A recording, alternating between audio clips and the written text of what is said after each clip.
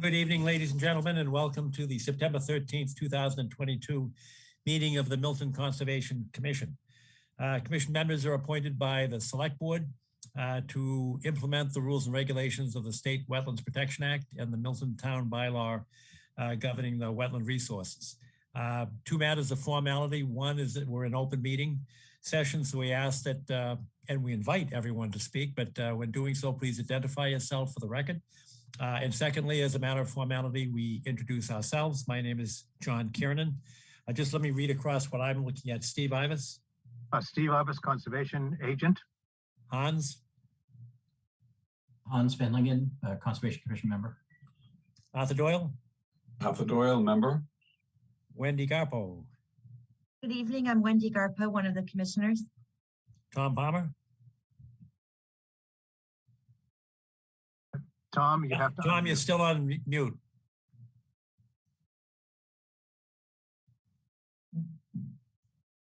You're still on mute, Tom.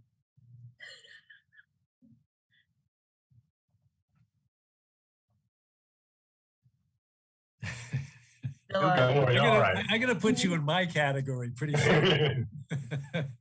Thank you. Sorry about that. So you were introducing yourself, I think. Yes, the red-faced guy is Tom Palmer, me, commission member. Thanks, Tom. And I'm scanning here. I don't see Todd Hamilton, and I do not see Ingrid. Am I correct? Or is anybody in the waiting room? All right, lacking those members, we have a quorum and we're ready to begin. But before we begin, I want to draw the public's attention to the fact that we have a number of cancellations on tonight's agenda so that people don't wait around anticipating that we get to an agenda item that's already been continued. So please draw your attention to number 7, which is request for determination of applicability at 1259 Brush Hill Road, Lot C. At the request of the applicant, that has been continued until the October meeting. Number 8 on the agenda is amendment of order of conditions, also at 1259 Brush Hill Road. That is Lot D. And again, at the request of the applicant, that has been continued until the October meeting. Next, item number 11 is a revised landscape plan at 593 Blue Hill Avenue. And as the public and commission is aware, that has to do with not only the planting plan, but also the size of the bond. That has been requested to be continued until the October meeting, and that will be done.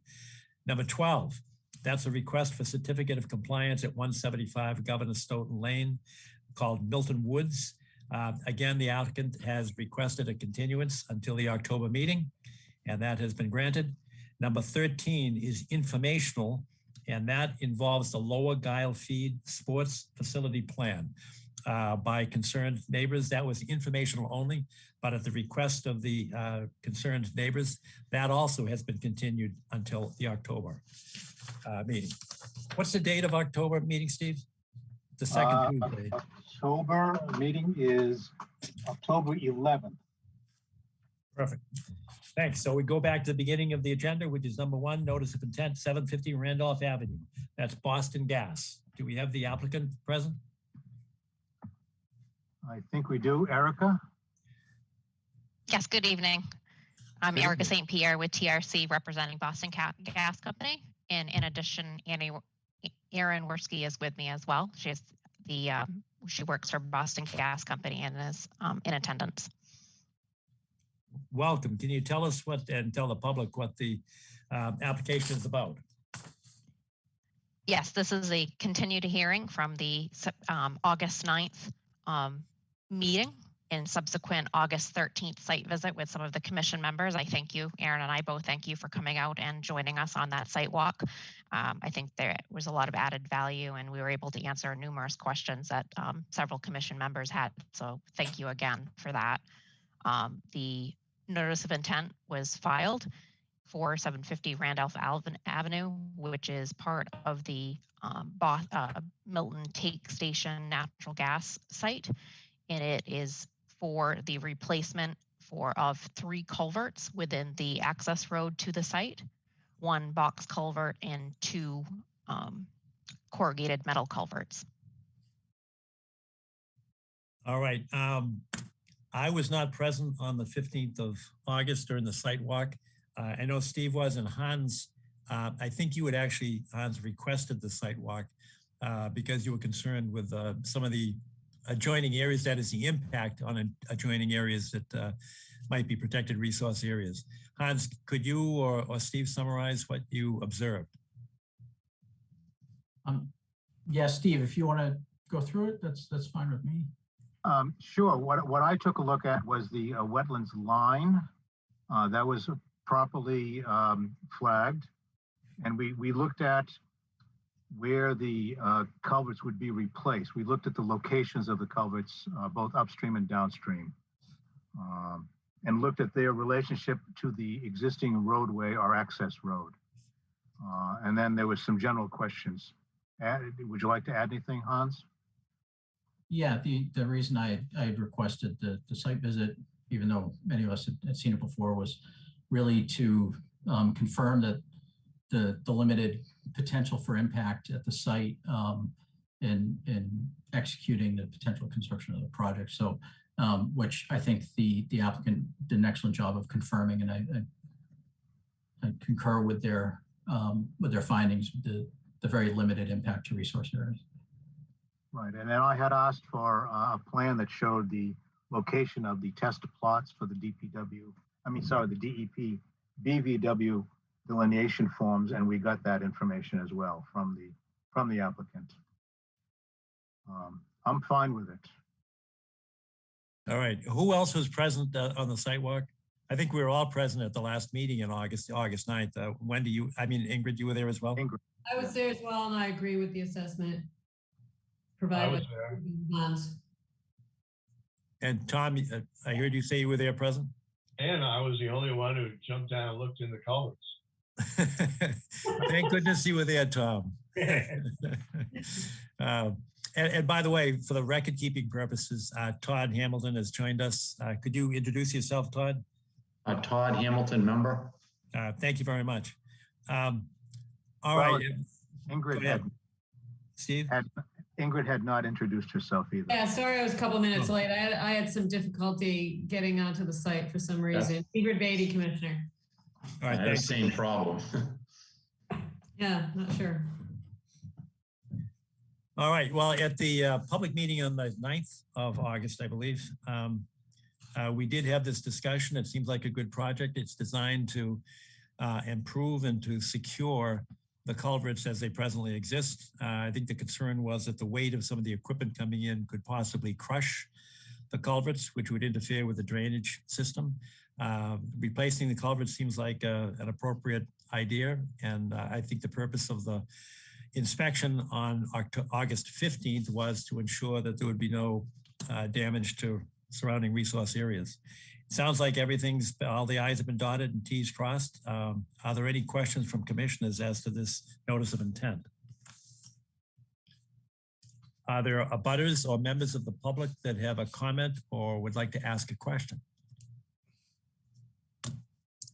Hearing none, is there a motion to issue the notice of intent? And if people think that we're moving quickly on this, it's because we've already addressed the issue at our August 9th meeting as well. And we had before us the terms and conditions of the project itself.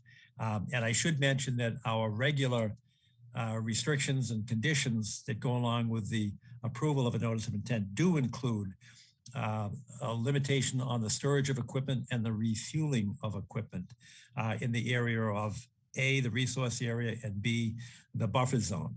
And I think the applicant understands that. We've worked well and cooperatively in the past, but for the public's benefit, those are concerns of ours. And I think the gas company, I said Boston Gas, I guess I'm dating myself. They've had a pretty good track record of adhering to our terms and conditions in the past. So is there a motion, hearing no discussion, is there a motion to approve the notice of intent with our regular conditions? So moved. Before we go any further, yeah, I just want to make sure we have any conditions that we discussed in the field sort of lined out, about the project reporting during the execution construction. I think we talked about a pre-construction meeting a few other things. So Mm-hmm. not necessarily, well, I think for the most part, they are the boilerplate conditions. I just want to check to make sure that's still the case. Well, yeah, let's announce them, because the regular conditions or the boilerplate conditions are things like refueling and storage of equipment overnight within our jurisdictional area. But the pre-construction meeting is not necessarily a regular condition, so that we should announce that as one of the conditions. So let's be specific. Pre-construction meeting, and what else, Hans? Because again, I wasn't there on the 15th. Yeah, so we had also discussed providing construction inspection reports. Steve, what else do you recall? I'm sorry, I do not recall anything more than those two. Let me go to my field book right at my hand here and flip back to, what was the date? 15th, right? 15th, yes. Yeah. 15th of August. It was the 13th of August. 13th, sorry, I'm sorry. Oh, thank you very kindly. Yep, 13th of August. While Steve's looking, is there anything from NHESP that we need to capture? I know that there was a conditions associated with the concerns about whether or not a take would occur. Has that been resolved, or is that still pending? I guess, and that's a question for Erica. Oh, I'm sorry. I think, yeah, Milton Take Station. Right. Yes, that's correct. Fisheries and Wildlife has issued their determination that the notice should be conditioned with 2 conditions, and then a letter dated August 17th to us. Are any, and knowing that some of that information is dependent on species, are any of those that overlap in with wetland species that should be of note or captured in the Concom's conditions? I guess is my. Erica, do we have a copy of that letter from Natural Heritage yet? It was in Yes. the package. Oh, We thank got you. it. Okay. It was sent by, it's 2 pages and signed by Everose Schluter, PhD. Great. Thank you. It lists the 2 conditions as well. Yeah, so the rare species protection plan, is there anything there? Has that been provided to NHESP?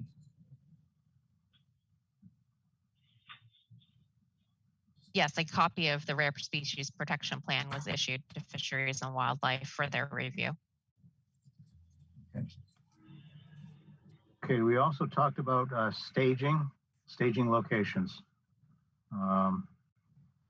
And the project should only take a little more than 2 weeks. Is that correct, Erica? That remains correct. Yeah, okay. I would add that is my understanding that procurement is having difficulty in procuring the concrete box culvert materials. So this project may actually not take place until 2023. Okay. Sorry to hear that. Another one of those supply chain disruptions. I hear that. Irregardless of the year, irregardless of the year, yes, the overall project from start to finish should be 2 to 3 weeks. Sure. Well, let me ask a question in terms of phasing, because a delay till 2023 won't impact on order conditions.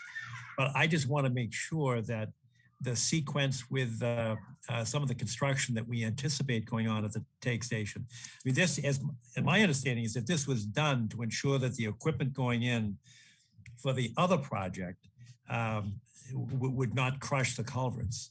So am I correct that that phase of the operation will also be continued? That is my understanding.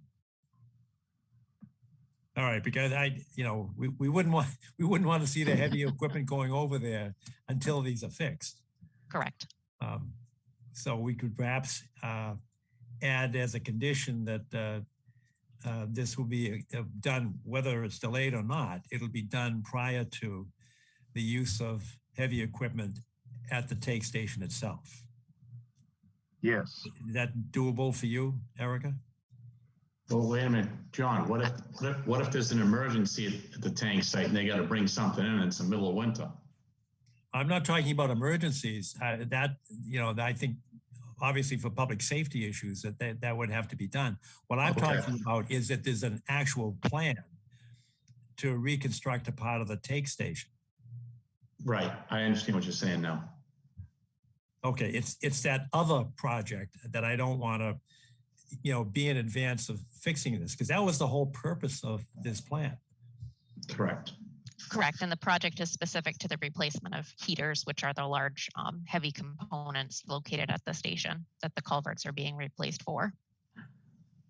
All right.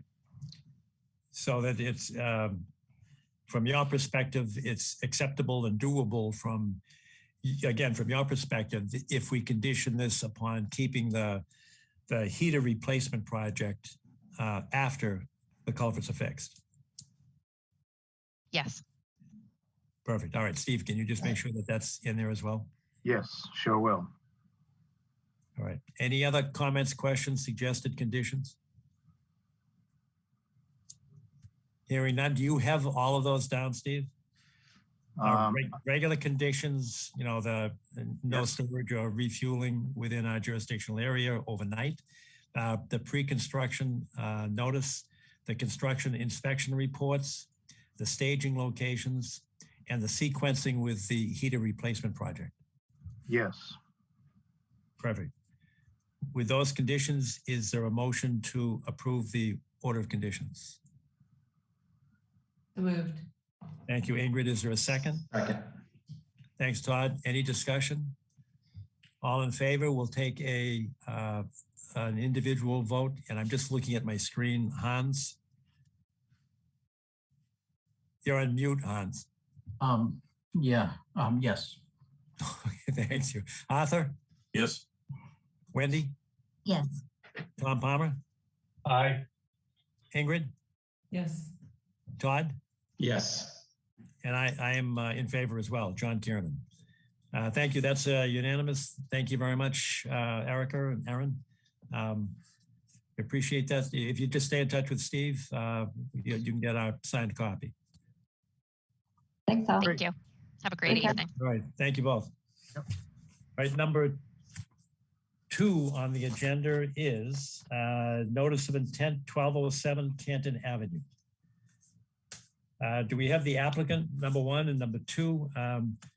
Steve, you might want to give some kind of some background to this, because I know you've been in full and frequent discussions with the applicant.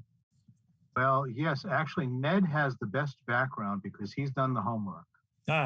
Ned, you're on. If you don't mind. All That's right. perfect. Thank you, Mr. Chair. Ned Corcoran. I'm here on behalf of Kevin and Daniela Prussia, who are recent purchasers of the property at 1207 Canton Avenue. This is a property that has some history with the commission, with 2 prior notices, orders of conditions and certificates of compliance. I'm joined by Kevin Prussia, who is here, Jennifer Kunkel, who is a landscape architect who's developed plans for the property, Miles Connors and Margot Yane, who are with Parterre Ecological, who have prepared a restoration plan for wetlands, and Peter Lyons from Collins Civil Engineering. We appreciated on August 23rd, Wendy Garpo and Steve Ivis joined a number of us for a site visit to look at the site, see what was there, and sort of talk through how to proceed. As I said, the property has some history to it, and probably members of the commission will remember some of it. But in 2014, an order of conditions was issued to a prior owner, the Greenways, to construct a house addition with a deck on the rear of the property. The rear of the property faces downhill to wetlands, and in the wetlands, there's a significant amount of wetlands on the property. Among the requirements from the order of conditions was that there would be stones placed to delineate the 25-foot no disturb line. Those were apparently installed correctly, and a certificate of compliance was issued or voted in January of 2019 after a site walk by at least a representative on behalf of the commission in December of 2018.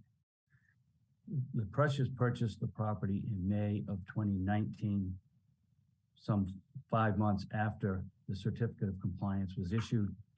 And among the issues that we've discovered as we're preparing an application here was that those line of stones was actually moved. They had been moved prior to the Prussias acquiring the property.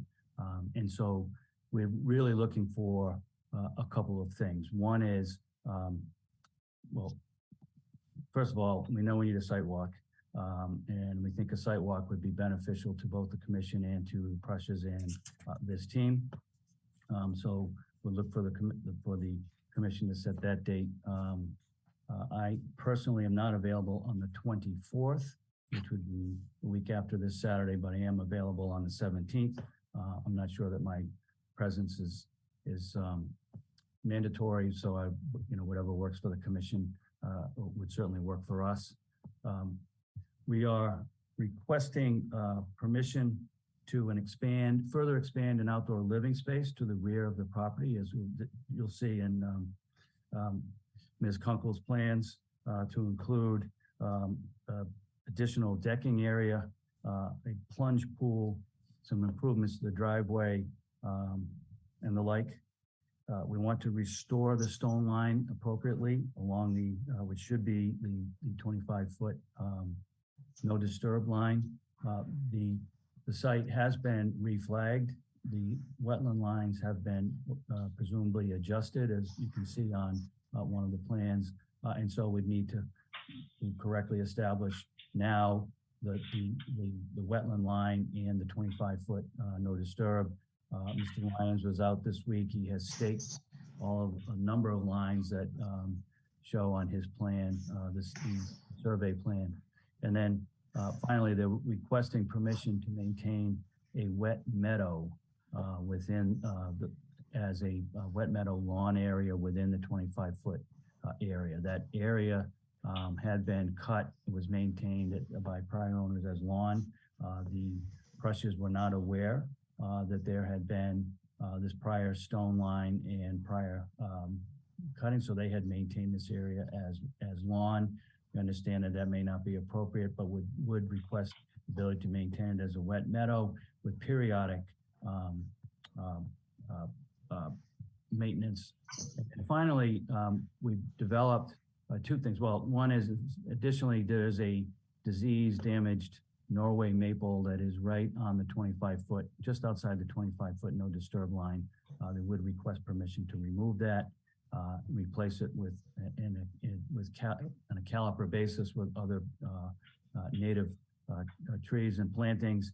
And they developed a significant wetland plant management and restoration plan. This land management plan has been prepared by Miles Connors and Margot Yane. They're here to discuss the details of that. There is significant invasion of species within the planting within the wetland, and that we think that the wetland would benefit from a significant cleaning out of those materials. And so we've developed a fairly significant plan that we would seek approval of the commission. So with that, unless you have any questions of me, I'd like to hand it over to Jennifer Kunkel, who would walk through the proposed plans, and then hand it to Miles and Margot to discuss the land management plan. Thank you. Ned, I lost the last 15 seconds of what you said. You were frozen for a while. Oh, I said at the very end, I said that unless you have questions of me at this point, I would like to hand it to Jennifer Kunkel to present the plan as she's proposed for the work, and then to Miles Connors and Margot Yane to discuss the land management plan, the work to be done within the wetland itself. Sure, Jennifer, I don't see you on the screen, but could you? I'm right here. I don't know if you see me. I have a video on. Waving. Now I do, yes. Hello, yes. Hi, how are you? Thanks. Nice to see you, Steve and Wendy, and hello to those that I have not met. Hi. I'm wondering, Steve, if it's okay if I share my screen. I wanted to show a few slides of the existing conditions and then talk through the plan. Yes, please. I'm not sure if I can give you that permission here from here or not. Sean, are you still with us? Steve, she has the permission already. You just have to stop sharing your screen. Perfect. Shall do. There we go. Okay, great. So let me get this up and running.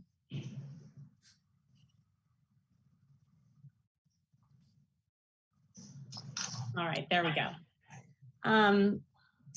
So I wanted to, as I said, I wanted to go over the existing conditions, give you some visuals. So for those that have not been out there in a little while, it might bring back some memories. And for those that have never been out there, it'll help you understand what's going on out there. This right now is the site. It's a long, narrow site. What you see here is about the top 60% of it. This is the area that has been developed, and beyond that, beyond the bordering vegetated wetlands, is a more natural habitat with a tree canopy. As you can see, it's a sloping site. It almost has a 30-foot drop between the highest point on Canton Avenue down to the bordering vegetative wetlands. The house is located right in the middle there, and it's terraced and built into the slope to accommodate that slope. Some of the things that are on the site that are going to come into play and are inside the 100-foot offset from the original wetland line are the driveway. There's a paved driveway that comes down the slope to what I would say is a gravel forecourt. It's where the cars park, where they go in and out of the garage. This allows for an entrance into the house at the main level. And then the slope goes down and around on either side of the home so that the bottom level of the home is exposed. You can see that in this image over to the left, and there's an egress out. There's also an existing raised deck that allows for access out to the back from the main level. From there, there's open lawn, and then the wetlands that were unbeknownst to the homeowners that we discovered. I've indicated in blue the original wetland line, and then in orange, the existing wetland line that was delineated. There's also a septic system on the site. It's located in the back, and it is pumped up and around the home into a leaching field at the top of the site in the yard up there. Some of the things that became evident when I went and talked to the homeowners, some of the things that they were looking to have done to the site improvements on the exterior of the home is the gravel driveway, the maintenance and the need for some paved hardscape that's flush for their 2 young children was desired in the front. In the back, there is a failing Norway maple that Ned discussed that you can see here that they're worried about for safety concerns. And then as you can see, they have, because of the angle of the house and the way it's sited on the site plan, they have a great view of their neighbors that they'd probably like a little more privacy with. You can also see in this area, the wetlands, how they're low here, and then there's the tree canopy of the natural woodland beyond. So those things drove where our design went.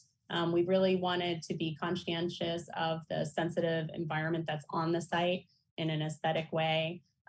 We wanted to be conscientious of that. And so we took those parameters and tried to do things that were appropriate for that kind of environment.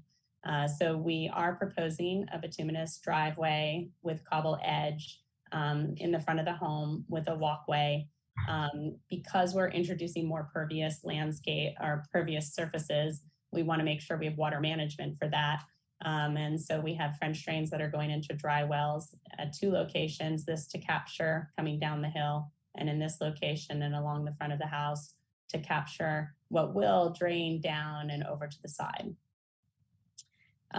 We wanted to introduce just a small seating area back in this location. Right, currently it's just pea stone. They wanted to put in some stepping stones just to make it a little bit of an easier walking surface and a small recirculating fountain. When you come down and around to the back of the house, this is the outdoor living space, which I'll enlarge on our next slide.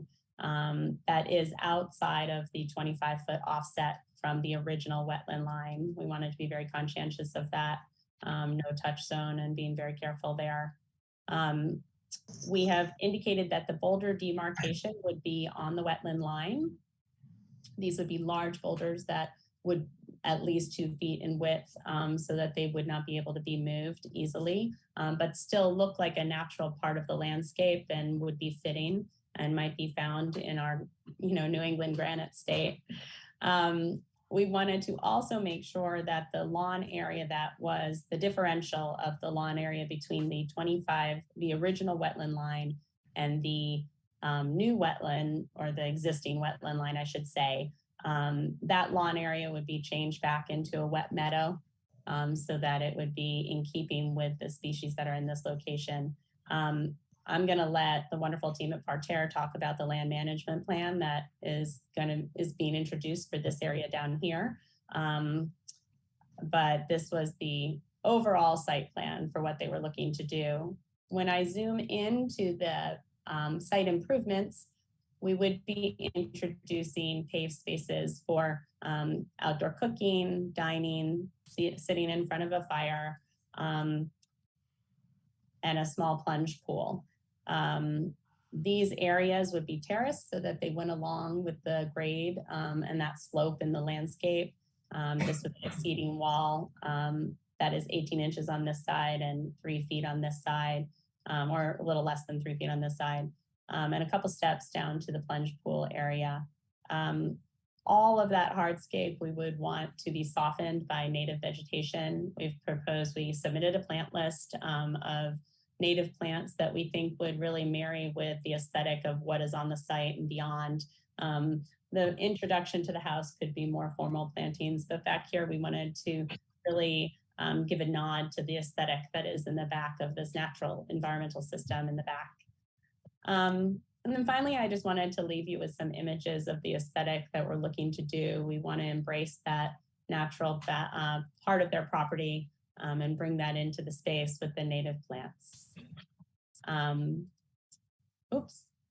So I don't need to share my sound anymore. These are other things, information if you do need it at some point. Jennifer, could you go back to the close-up of the erosion control? Yes, that you showed us? Sure.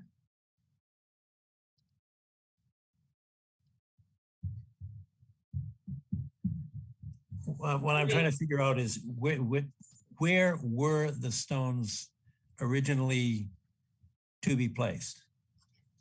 The original stones from the certificate of compliance were on the 25-foot offset line.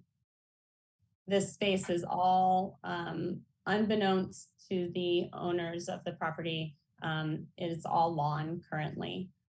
So we wanted to make sure that delineation of where the wetland is to be marked with large boulders that you cannot pick up and move on the original wetland line that is not currently existing today.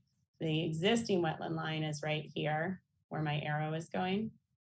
So you're proposing structures within the 25-foot no disturb? No, I am not. No. I mean, that's no. This is stones, the large stones would have to be embedded, correct? Those would be. That's for a demarcation, and it was the most natural way that we thought we could do that. But that's within the 25-foot no disturb.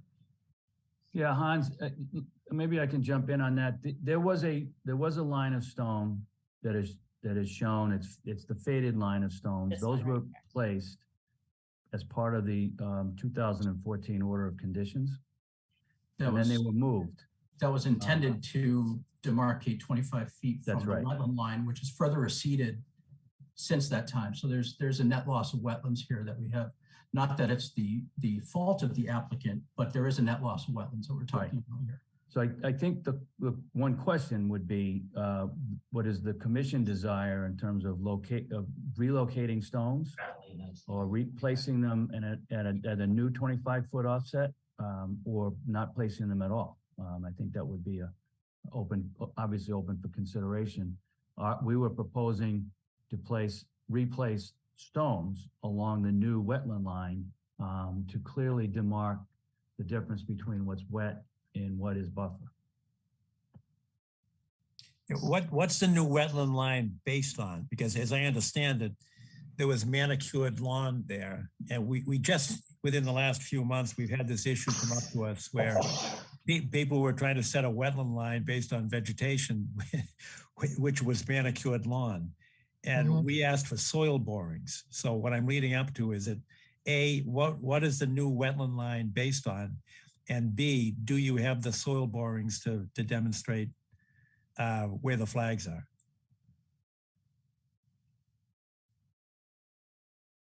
Don't know the answer to that question, John. I wonder whether. I believe Ken Thompson's report is submitted in the NOI, and he did look at the soil. I don't know if they're official soil borings, but he looked at the soil. He took diggings down into it. So who did the updated delineation? Ken Thompson. Steve, have you verified the delineation? No, I asked for the locations of the wetland forms, the BVW delineation forms, and they seem to be around the number 9 flag, the present number 9 flag. And obviously the wetland is obvious presently. If you step on the site, even in the drought that we're having right now, you will see that the grass turf itself is quite wet. And I have a question about the upland form that I just found out about late last week as to where that was taken, and we should go out and take a look and take an auger and verify it as far as I'm concerned. Gesundheit, whoever that was. And I'd like to see it verified. Because the vegetation on the lawn certainly doesn't come into the BVW definition. And John and I have talked about this a lot. If you let the lawn go along without mowing it, in 6 months, it'd be back to a wetland, in my opinion. Okay. So that's why we need to all go out and take a look at the site. All right, yeah, definitely. And whatever soil borings you've got, I'd like to see that to back up the report. And number 2, I know Steve, I request that you bring your auger, but you may want to have your wetland scientist. Is that Ken Thompson? Would he be available to be present as well? We'll request his presence. Okay. All right. I would very much like to see the site. I know I cannot make it this Saturday. I'm traveling until Saturday afternoon. So I could, and Ned, I heard you say you could not make the 24th. I can make the 24th, but let me go back and start with the members of the commission. Who is available on the 24th? Or maybe I can put it the other way around. Who is not available on the 24th? I'm gonna go check just a sec. All right, thanks, Tom. John, this is Arthur. I'm not available on the 24th. Sorry. I'm not either, John. Okay, so that's 2 and... I'm rushing to get a bunch of lawns in before winter. Got it. Hopefully in the upland, Todd. Yeah, I hope so, Steve. That's if anybody shows up to work. Yeah. 24 is not good for me. All right, so what about the next week after that? What's the date of the next Saturday? It's October 1st. I'm unfortunately not available that day. And neither am I, John. I'm gone. Can't do the 8th either. That's a 10K for me. Yeah, I'd prefer if we could do it before Steve leaves. When do you leave, Steve? I leave the 28th. The 28th. So sorry. At the risk of heresy here, are there other days, like what about a Sunday afternoon? Is that heresy? I don't think so. Can anybody do it? Want to toss out a Sunday, John? Yes, I do. You mean the 18th? Is that what you mean, John? Any Sunday. I would like to do when Steve is here. He's leaving on the, what do you say, the 28th? 28th. I can do the morning of the September or 18th. October. Say again? Steve, are you leaving on September 28th or October 28th? September. Oh, okay. So I could do this Sunday or the following Sunday. I could do No, the that's not Sunday true. morning. I can't do this Sunday. I'm sorry. I misspoke. I could do the following Sunday, which would be, I don't have a calendar in front of me. Can somebody help me with a date? That's the 25th. I can't do that. I can't do that Sunday, unfortunately. All right, that's one down. I'm just looking for a quorum. Oof. Is there anybody else that cannot do? What's that, Tom? I could do 25th. I could do 25th also, John. I can as well. Believe I can as well. All right, so I think we've got a quorum on Sunday, the 25th. Wendy, you come up with a time. All right. 6 o'clock a.m. Well, I guess the question needs to be asked, are we talking about a 2-hour site visit or a site walk or a 6-hour site walk? Oh, gosh, no, it would be, 1 hour. Well, I don't know if we got anything else. Steve, can you do a guesstimate of that? Do we have other site visits that we anticipate? Perhaps at 600 Canton Ave, right down the road. Right, but we could certainly do that. Those two, they're in the same vicinity. It's certainly within an hour and a half, Wendy. Yes. Okay, let's split the difference and say 8:30. All right. How about the applicant? Is that doable for you? 8:30 in the morning on Sunday, the 25th? I'd look to the rest of my team. I am not available, but as I said, my presence is not as important as the experts. I am available. That's yes, that's a positive, Jennifer? Yes. Okay, good. All right. So let's do it then at 8:30 a.m. on Sunday, the 25th. John, there's a raised hand out there. Preservation of Milton Avenue. You might want to just note that. Sure. Help me out. Whoever's raising their hand is invited to speak and ask a question, make a comment on this. I don't see the raised hand. No, I don't see it either. It went away, but you're welcome to speak, whoever you are. Okay. Okay. All right, so it looks like we're on for the 25th, 8:30 a.m. That's a Sunday. And I don't mean to cut this off. There may be other questions, but it's clear that I think we'd like to take a look at this. But in addition to looking at it, are there any questions that would be appropriate at this stage without having seen it? I have a comment. Yes. I have looked at the materials, both the ones that are on screen and the ones we got in the package, and I know there's work proposed, but I don't see a plan that I'm used to, namely a engineered plan with elevations, so forth. Do we have a landscaping or a plan? And I just feel like I need a more detailed plan that's easier to read. I thought that this issue came up in August because we were looking at Jennifer's plan, and then somebody said, well, there's another engineering plan we didn't have in our package, but it was done by George Collins, right, George Collins. And that was an engineered plan, I thought. But now I don't know if we've got both of them in this packet. That's the one that I put up on screen, John.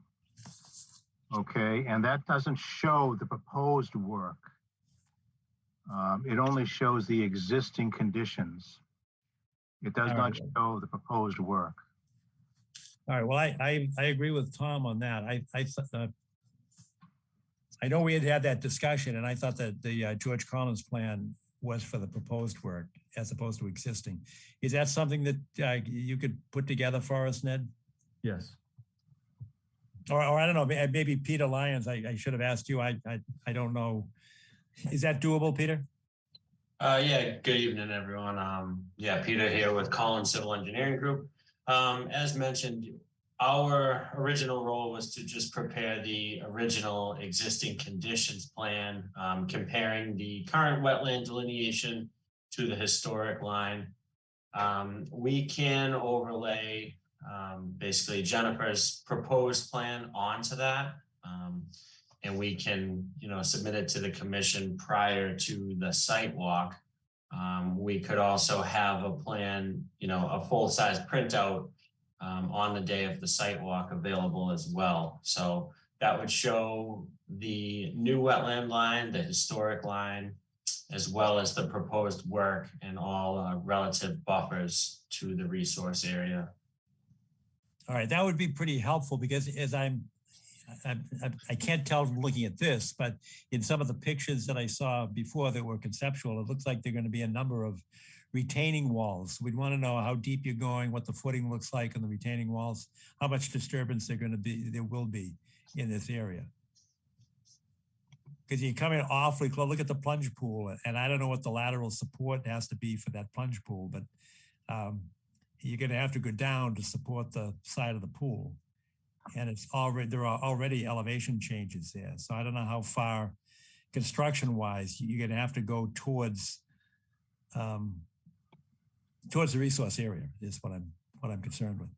Just for your information, John, these plunge pools are basically a refrigerator tipped upside down. They come pre-made, actually. Correct. Their walls are, steady themselves.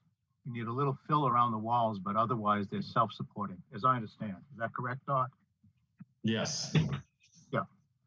Just But we should have some dimensions on this dining, seating, pool area on a plan.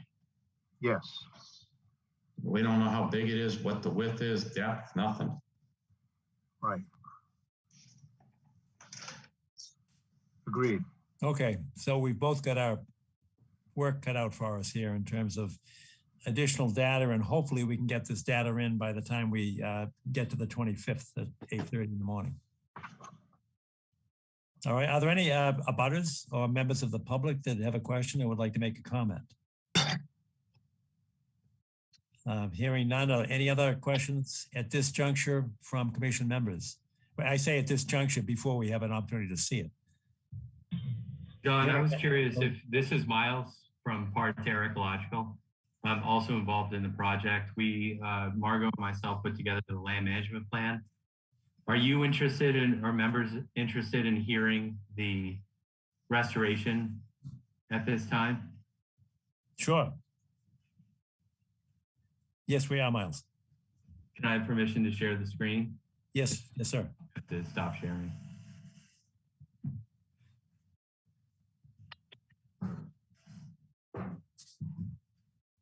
So members of the commission, my name is Michael Connors. I'm director of Parterre Ecological. Also on the line with me is Margot Gain and also Claire Hilsinger, who were instrumental in assisting with putting this plan together.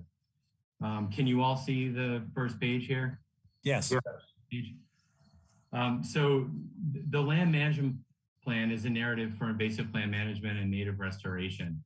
And essentially we were invited by Jennifer and also the Prussia clients at 1207 Canton Avenue in Milton to come out to the site to review the existing conditions and put together a plan associated with mitigation requirements and also aesthetic value of the the edge of this forested wetland area. So the primary goal of this land management plan is to gain approval ultimately from the Conservation Commission to control invasive plant species and diversify the existing native plant community within the wetland and its buffer. So the existing condition sites, like this is in that lower wetland area, you can see as Ned discussed, it's predominantly porcelainberry, which is according to the Massachusetts Invasive Plant Advisory Group is a likely invasive in Massachusetts. It's completely covering over the top of other invasive shrubs, things like multiflora rose and also buckthorn. There was a list, a field inventory done of all the invasive species as well as other problematic woody species on site. They're listed here, things like Norway maple, barberry, bittersweet, burning bush, Japanese knotweed, buckthorn, honeysuckle, and multiflora rose that are all currently existing within this wetland buffer edge. There was also a great deal of native plants identified within this wetland buffer as well, as labeled here in the plan.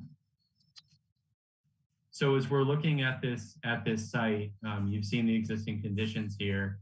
We identify heavy invasive pressure. You know, that area of porcelainberry that's running over the top of other invasive shrubs and also some sapling trees. The lighter areas, so these are the densest areas of the porcelainberry in through here. And then there's a lighter edge over on this. It's more mixed native plant species. So I wanted to just get some of the methods that we're actually proposing for invasive plant management. That includes a combination of manually hand pulling as much as possible. In a situation like this, we would very quickly move into mechanical management. By mechanical, I'm not talking about machines. I'm talking about hand mechanisms such as this mechanical mower. It's like a combi system that we would use they're essentially like mechanical hedge trimmers that we would be using to trim and drop sections of the porcelainberry and other plant material to the ground. We'd be hand raking the area out, moving the invasive species into the back of a dump truck and moving them off-site for proper disposal. So that would be the initial mechanical management that would be taking place through that buffer. We're then asking members of the commission to do a cut and dab herbicide application directly to freshly cut stumps, where members of the team are licensed herbicide applicators and experienced applicators within the state. That is our first method of doing cut and dab application to these fresh stumps. Following up, coming into next spring, as we see a flush of seed bank from some of the porcelainberry, we would move into a lot of hand pulling at that time. But also as resprouts come in, we also ask members of the conservation for a foam herbicide application. You see an example of this foamer that we have here. We use this a great deal for Japanese knotweed treatment. It's essentially like a foaming agent that's mixed with this blue dye for recognizing where we have treated, as well as the herbicide, which in this case would be a triclopyr based herbicide, would be wetland approved. It would be a Garlon 3A for this management. When the foam reaches the air, it diffuses into a liquid and covers the leaf surface. We found it to be a lot cleaner and a lot easier to treat and through some of these areas. You also notice in those images that we have a great deal of porcelainberry as well as bittersweet that's climbing native species. So we're proposing, as we do on many other sites, we essentially come in, we cut the plant at shoulder height, we allow those vines to dry and they eventually shake themselves out, and then we cut and treat the stumps. So we're looking at also doing some live staking. There was mention of a wet meadow. We're also proposing a more extensive native shrub and tree planting that involves also live staking of particular native species, such as buttonbush, red osier dogwood, soapy dogwood, as well as elderberry. Trees that we're currently looking into include red maple, larch, black gum, spruce, white oak, and western arborvitae. Although non-native, we're looking to that plant to be a screen in the far back edge of that perched wetland closest to the abutter. There's a pretty diverse, as we move into that wetland wildflower meadow, we're looking at species such as swamp milkweed, blue flag iris, cardinal flower, as well as great blue lobelia, ostrich fern, and sensitive fern. A diverse shrub species list, and then any bare soils as we're coming in and disturbing them are covered with either a mixture of the New England wetland plants, New England wet mix, or the Ernst seed facultative wetland meadow mix as we're disturbing these sites. As we move forward into this document, we dive a little bit deeper in terms of like how we live stake, what those live stake species are, many of our planting methods with species lists, as well as restoration techniques for herbaceous plugs and pots. This is the type of work that myself and my team do every day. We're primarily focused on invasive plant management and native restoration in natural areas in the greater Boston area. And with that, I welcome any questions from the commission. Miles, thank you very much. That was very thorough and detailed. Questions from commissioners? I have a question. Did somebody else speak? No, go ahead, Tom. Yeah, I'd be uncomfortable approving a plan that calls for herbicides until I know more about the herbicide. I would just be more comfortable if the control is mechanical. And I recognize that might be more work, maybe less efficient, but it wouldn't carry the wondering, is this one of these chemicals that we're going to find out down the road is actually more dangerous? I'm willing to hear more about it, but I would rather see a plan that doesn't call for herbicides. Right. Any other thought? Ingrid, I'd be interested in your reaction. Yeah, that's what you may have seen me sort of tentatively raising my hand. I was going to ask I just assumed. I was waiting to hear what the actual chemical of the herbicide was. So Miles, maybe you can provide us with, you know, the spec sheet. And I know what triclopyr is. Garland 3A, I'm just not familiar with that term. Is that a particular formulation of triclopyr, or I just don't know what that is? Garland 3A is a trade name, similar like if you were talking about like, I see. Okay. You know, rodeo or Yeah. you know, Garland 3A is a trade name. Yeah. Yeah. Yeah, if you can provide us the appropriate chemical and safety and adverse effects information, that would be great. Tom, I absolutely echo your concerns. You know, the cut and dab is, you know, if you're going to do it, that's, in my opinion, that's the way to go. That's what I do in you know, my yard if I have something that, you know, doesn't respond any other way. But yeah, so we'll look forward to that information. What herbicide do you use, Wendy? What herbicide do I use? Or excuse me, Ingrid. Well, gosh, I can't remember offhand. Over the years, it's been different things as I sort of read about, you know, formulations and whatnot. Don't use the dreaded glyphosate anymore. Gosh, I can't remember off the top of my head. I can look it up and give you that information. The issue, I guess, Miles, and if you could chime in here, is that certain compounds work for certain kinds of herbaceous plants and don't work for others. So some of it is that they need to be matched up and tailored as to what you're trying to knock back. Is that true, Miles? Can you provide some more insight as to why you chose this particular formulation? Sure. Yeah. So the triclopyr or the Garland 3A is a product that we use most often. It is for broadleaf woody plants.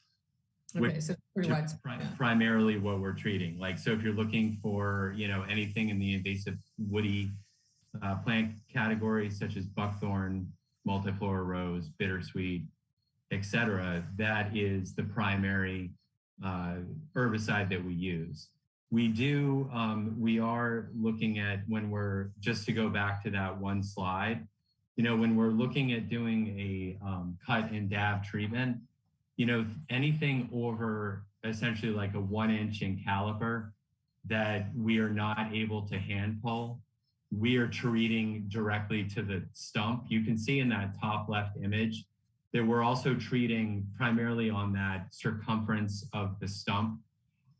With utilizing a buckthorn blaster. You see that it's pretty small perhaps on the screen, but Ree is using a buckthorn blaster there, which is it's a vessel for applying. So it's a very small amount of herbicide that's applied directly to the stump.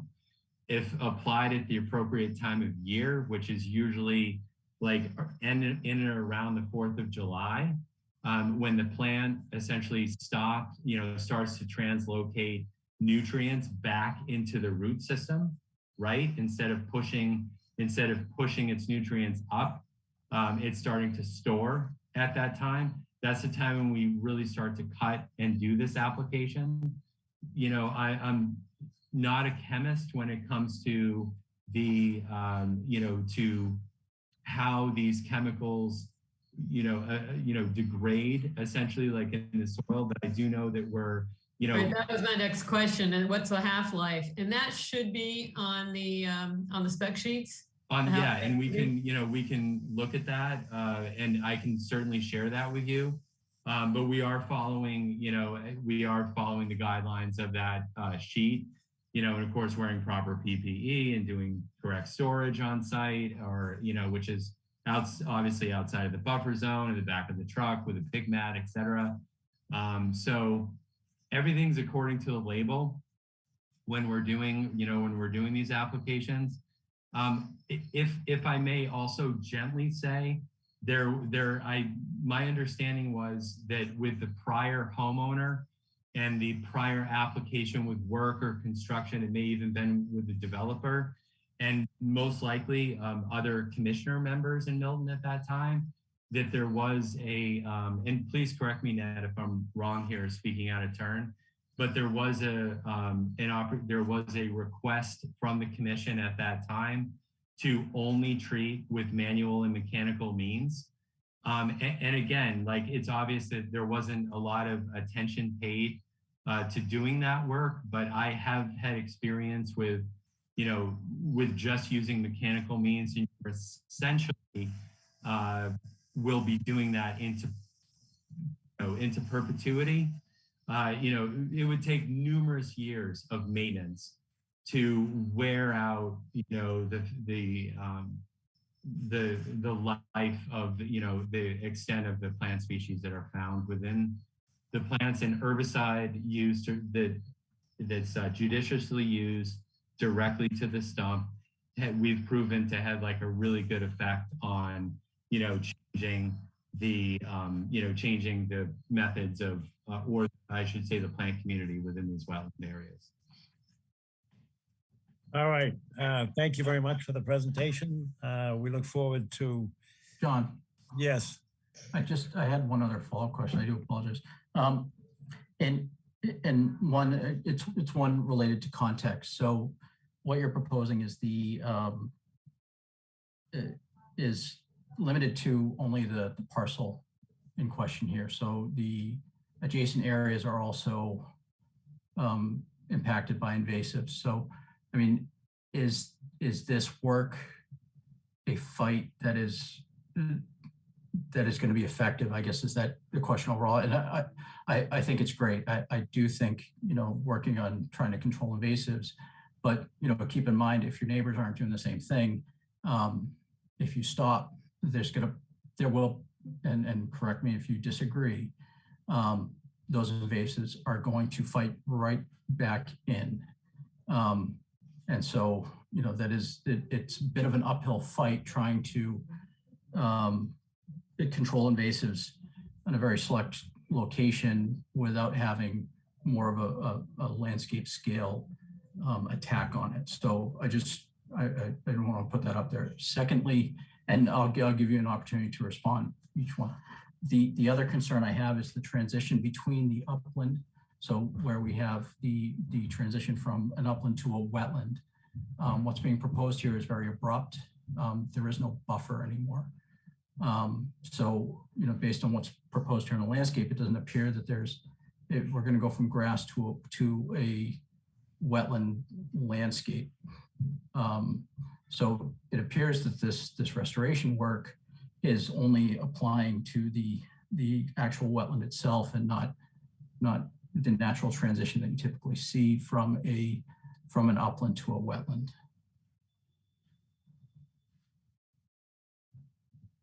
Sure. So those are great questions. I would say to address the first question, the majority of the invasives are on the 1207 property.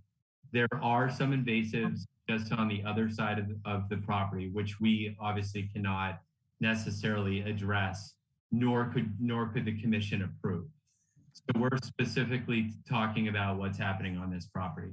I would say that there is a limit associated of disturbance that has happened around this wetland area based upon historical uses, whatever those were.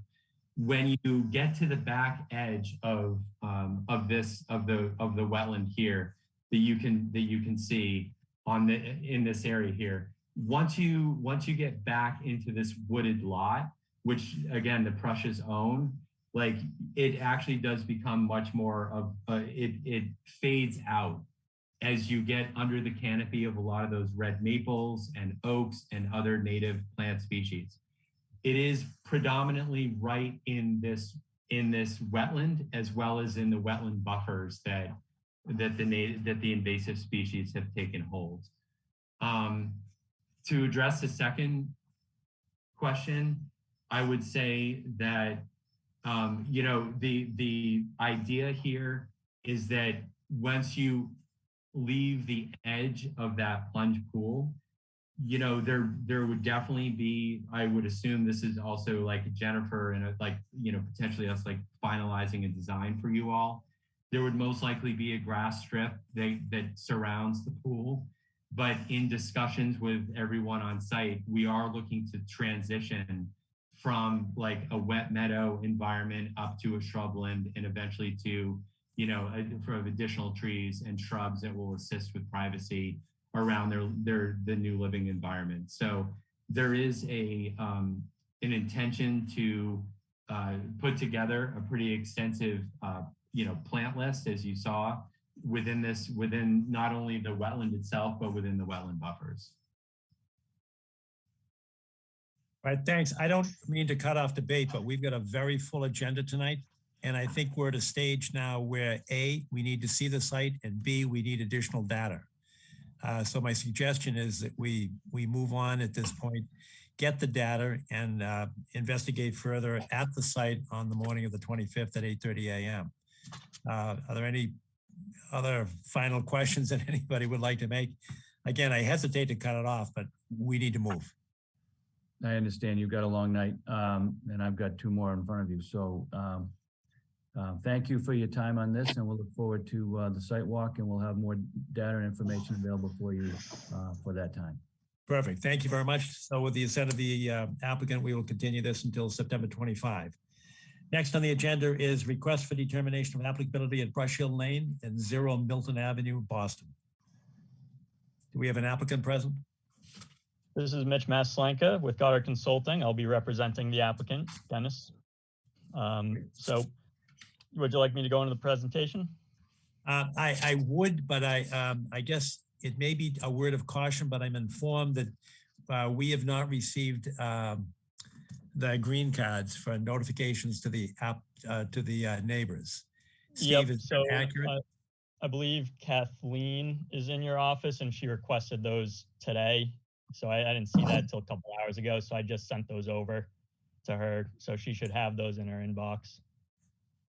All right. Well, the commission doesn't have them at this juncture, so we could not take a vote even if we were so inclined. But having said that, let me ask, and I don't mean to cut you off because I do invite your presentation, but it strikes me as this is something that we need to coordinate with Boston, or Boston needs to coordinate with us. I mean, we have a piece of the property. It does hit our jurisdiction, but I think it makes good sense to have some kind of a coordination with the Boston Conservation Commission. Am I out of line in suggesting that, or do you agree with that? I wouldn't call it out of line. They are going through the same process right now with the RDA in front of them. So they have peer review going on currently, checking out these IVWs and ensuring that these IVWs are not ILSF, isolated land subject to flooding. So we will be receiving peer review comments back, and I don't think it would be out of line for us to share those results with you, so that you're fully aware that this project or these IVWs have been peer reviewed by yet another firm. So if you'd like, next meeting, I'm sure we would have those results back from that peer review firm, and I could certainly share that with the Milton Conservation Commission. That would be great, and we'd be much appreciative. So with that said, go ahead and give us your presentation. Okay, great. Would it be okay to share my screen? Yes, of course. Okay. Okay, so here's our ortho photo of the site. So this is 0 Brush Hill Lane, this small Milton portion of a larger subject parcel. So this pink line here is the town boundary, right? So we got Milton on this section of this land parcel here, and we have the Boston portion of the site. So within the Milton Conservation Commission's jurisdiction is just this small triangle parcel that is landlocked. So access to the site comes from the Boston side, between 136 and 150 Milton Ave. So you park here and walk into the site. There's not access from this to the Milton portion from Milton due to several private properties abutting this parcel here. So for the record, this parcel in Milton is known as parcel ID B45A, and the Boston parcel ID number is listed here, 18108440001. Do you know what the addresses are? I appreciate the technical information on the parcel number, but do you know what the addresses are? So they're both 0 right now. So this is 0 Milton Ave in Boston, and this is 0 Brush Hill Lane in Milton. So to access the site, you would want to go between 136 and 150 Milton Ave in Boston. No, I understand that. I meant the abutting landowners. What addresses do they have on the Milton side? I could look through my notes here real quick, and I could let you know. Okay. Who's the applicant on this, John? This is Dennis Keohane of Keohane Development Trust. Okay. Or Realty Development Trust, I should say. So the addresses of the Milton abutters are 0163 Metropolitan Ave, 0147 Metropolitan Ave,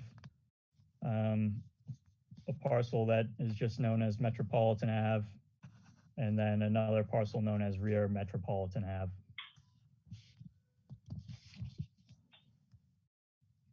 Did you say 0136 Metropolitan Ave and 0137? It is 1063 Metropolitan Ave.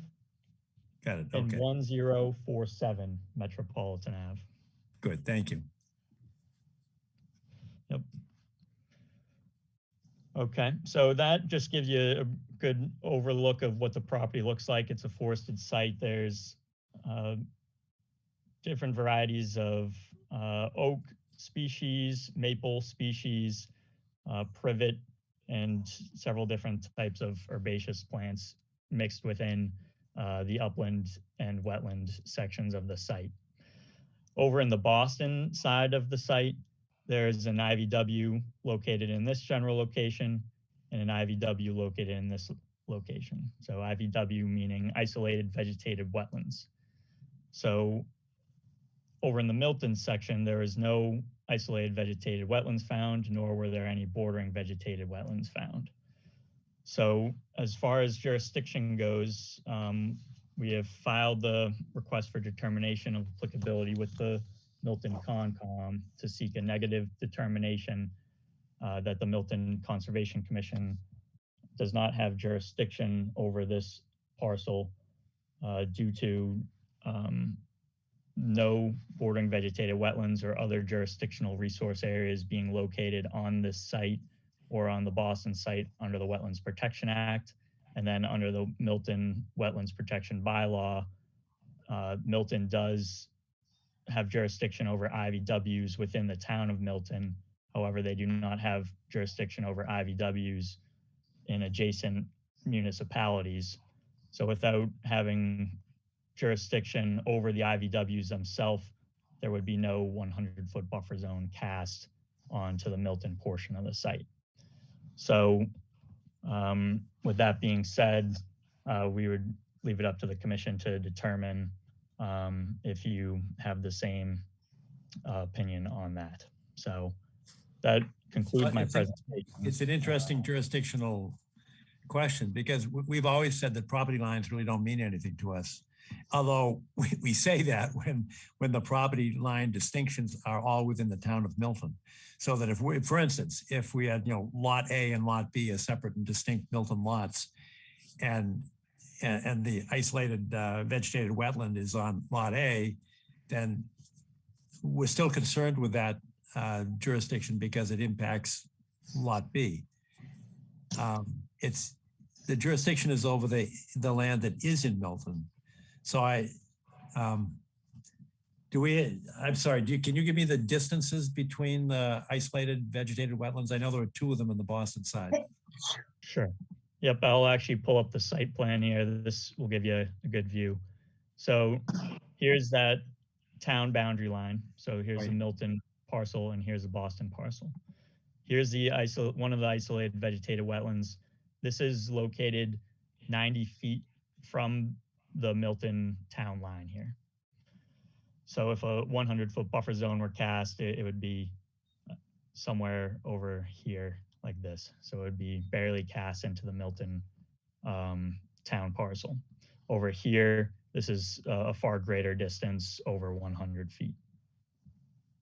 From Mitch, have you looked at the Milton bylaw and looked at the vernal pool rule? I have not, mostly because these two isolated vegetated wetlands we've determined are not really even potential vernal pools. This one I have not seen ever hold water. It's as you can see, this site is on a slope, and including this IVW, it's on a slope, so water doesn't pool here. It drains down the slope further down here. So that takes away any vernal pool potential for here since there's no standing water. As for this one does puddle, and this is what we're discussing with the Boston Conservation Commission right now, is whether this could be ILSF. So myself and the engineer who created this plan for us have written up some responses to their inquiries about ILSF. And we've noted that this is also on a slope, so water may be in isolated puddles here, but it does eventually drain out and cannot hold a sufficient amount of water, certainly not to a depth where vernal pool species like wood frog or salamanders can lay their egg masses within those shallow pools. So that's what I have to say about the vernal pools. So I agree with what you're saying about the jurisdictional issue that, buffer being in wetland. If the ILSF, the area that they're looking at as ILSF, if through the NRED process, they determine that it is jurisdictional or jurisdictional in the state, or, you know, even that it has wetland vernal pool habitat and a buffer were applied, would that buffer extended to Milton or? Yep. So if this were to become determined to be isolated land subject to flooding, the Wetlands Protection Act protects that resource area. So a 100-foot buffer zone would be cast off of that. But like I said, this one is not ILSF. You know, I'll show you the peer review response when they come back, but I've never seen this flood. So it's very unlikely that they'll come back and say this is isolated land subject to flooding. And as far as this one goes, this one would cast a 100-foot buffer if it were to be determined to be ILSF. However, the distance to the Milton town line is greater than 100 feet. So it would not reach Milton's town line and would not be under your jurisdiction. Mitch, do you have any numbers for the size of these areas, the aerial extent? Yep. So this IVW is 647 square feet. It's listed here on the site plan, very small. And then here, this one is, I believe, 448 square feet over here. Yeah, difficult for both of those to be ILSFs. They'd have to be 7 feet deep. Yes, correct. Yeah. All right. Any my concern is really a jurisdictional one. I mean, if we don't know what the project is, so it's difficult to say that there would be no adverse effect. We don't know what's going on there. If that were to be eliminated by whatever, some project development, it could impact us if we had jurisdiction. So I guess there are two things that happen. One, we don't have the green card, so we can't vote on anything anyway. And number two, I think you've raised a pretty significant jurisdictional issue here. And I think it's appropriate for town council to give us some guidance on this. I don't think it's complicated. It won't take time. So I would, we're going to have to continue this anyway because of the lack of the notice to abutters. But are there any other questions or thoughts or comments from commission members? I would just like to add to that a little bit and say that I appreciate hearing that neither of these wetlands is likely to be a vernal pool. But suppose one or more of them was, particularly the one within 90 feet. In Milton, that would mean 100 feet out is a resource area. And what the determination asks us to do is to say that this area is not jurisdictional. And I think in order to say that the corner that's in Milton is not jurisdictional, we have to know that none of it is within 100 feet of a vernal pool. And we can only know that if we look at it ourselves, I think. Yes, we will get a report, and I accept the statement that there's very little water there. But if we don't look at it ourselves, we are pretending to knowledge we don't have. Well, what jurisdiction do we have to go on to the Boston property? We would have to be allowed to look at it by the property owner. But that comes under Boston's jurisdiction, doesn't it? Well, yeah, but we would be looking at it in order to know whether we had any wetland jurisdiction on the Milton side.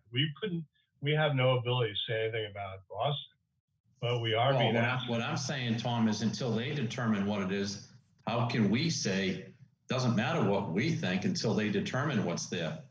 We have to make a judgment about whether there's any resource area on the Milton side. And to make that judgment, I think we have to know what's within 100 feet. On a related question, if I may, did it get made clear whether or not this is a certified vernal pool? It is not. It's not. Okay. So it's not anything at this point, although Boston will presumably have a report on it that we've been talking about. Well, I think Tom makes a good point. It might be a parallel track, but if we have to make a determination that there is no jurisdiction in Milton, it would be based upon that very finding, and it would assist us to see it. Although we might want to wait for the reports that Mitch has already said he was going to share with us, and that might. We could do both. I'm not suggesting that we limit our investigation of it, but that's a parallel track because I think that there's still a jurisdictional question. I happen to agree with Tom that if it were, as an example, a vernal pool, it extends 100 feet, that we have jurisdiction. We only have jurisdiction over the Milton land. That's true. Right, just on the Milton side, of course, but don't we want to wait until we have something from the Conservation Commission in Boston? That's what I was saying, John. Yeah, it's actually, I guess, a sequencing kind of issue. Mitch, let me ask you this. Do you expect those peer review reports to come out? And is that the sum and substance of what's going to be in the peer review reports? Yes, yep, that's exactly what they're looking into. And I believe they should have it within the next week or two. I also agree with you that, I encourage you to check out town council's opinion about the jurisdiction of casting buffer zones from IVWs into, or just generally having jurisdiction over an IVW in another municipality. I'd encourage you to check with them as well. And then you guys are more than welcome to go visit the site yourself. Just because a portion of the land parcels in Boston doesn't mean we're not going to let you walk onto the Boston side. You guys feel free to go out there, go check out these IVWs. I'd be happy to attend with you to show you exactly where they are, since it is a heavily forested site, and show you how this area here is just some silky dogwood and hydric soils and no ponding. And then over here, there's a couple isolated puddles, but more than 100 feet away from the Milton boundary, and likely not a vernal pool due to the shallow depth of those puddles. So if you guys want to set up a site walk, I'd be happy to do so as well. If we were to do that, Mr. Chairman, might we want to do it in conjunction with at least one member of the Boston Conservation Commission? And do they have a conservation agent as we do? I'm assuming they may. I believe they do. Mitch, you may know who it is. Is it Rick? I don't know his last name, but Nick. Yes. Yeah. Mitch, do you remember his last name? I can pull it up right now. Thank you. To me, it would make sense to have one or a couple of people from the Boston side with us for a site walk. His name is Nick Moreno. Yes. That's correct. All right, why don't we do this? I suggest that number one, I'll ask town council. Number two, we'll await the peer review report from Mitch. Number three, Steve, if you can contact Nick Moreno. Sure. And Tom, you may want to accompany. I don't think we need to do a full, a full official quorum visit there, but in combination with Nick Moreno and Steve and Tom, you could form a subcommittee to report back, because we do have to await the official receipt of the notifications anyway, and then we could put this, with the assent of the applicant, we can put this on the October, what'd you say, 13th? October 11th. October 11th. We could put it on for the October 11th. Does that make sense to you, Mitch? Yep, that's perfect. John, it looks like there is someone in the public that has their hand up. Good. Preservation of Milton Avenue. Could you speak and unmute yourself? There are two hands, John. I know, but the one I saw first was Preservation of Milton Avenue. I don't know who it is, but you're invited to speak, sir or madam. Do I have to signal them? I'm not sure how to do that. No, everyone here is a participant. They should have the same ability to unmute themselves. Yeah. All right. Well, if we can't hear from Preservation of Milton Avenue, what about Bruce Dixon? Would you like to be heard, sir? Yes, I would, Chair. Can you hear me? I can indeed. Thank you. Great. Thank you very much. Thank you, Chair and Commissioners, for the time to speak with you this evening. I just want to briefly talk about a couple of things. I provided a letter basically that goes over the history of the property and also issues in regards to flooding and how wet the property actually is. I've lived here, I'm at 136 Milton Avenue, so I am in a butter. I've lived here for 4+ years with my family, and we have experienced a lot of water, not only seeing the water on the property itself, but the water coming onto our property. One thing I did want to specify in my letter that was actually incorrect, and I want to correct it. It's in the groundwater mitigation section. I mentioned that after today's rain, our yard has standing water. It should say in early April, after early April's rain, our yard had standing water, just for the record.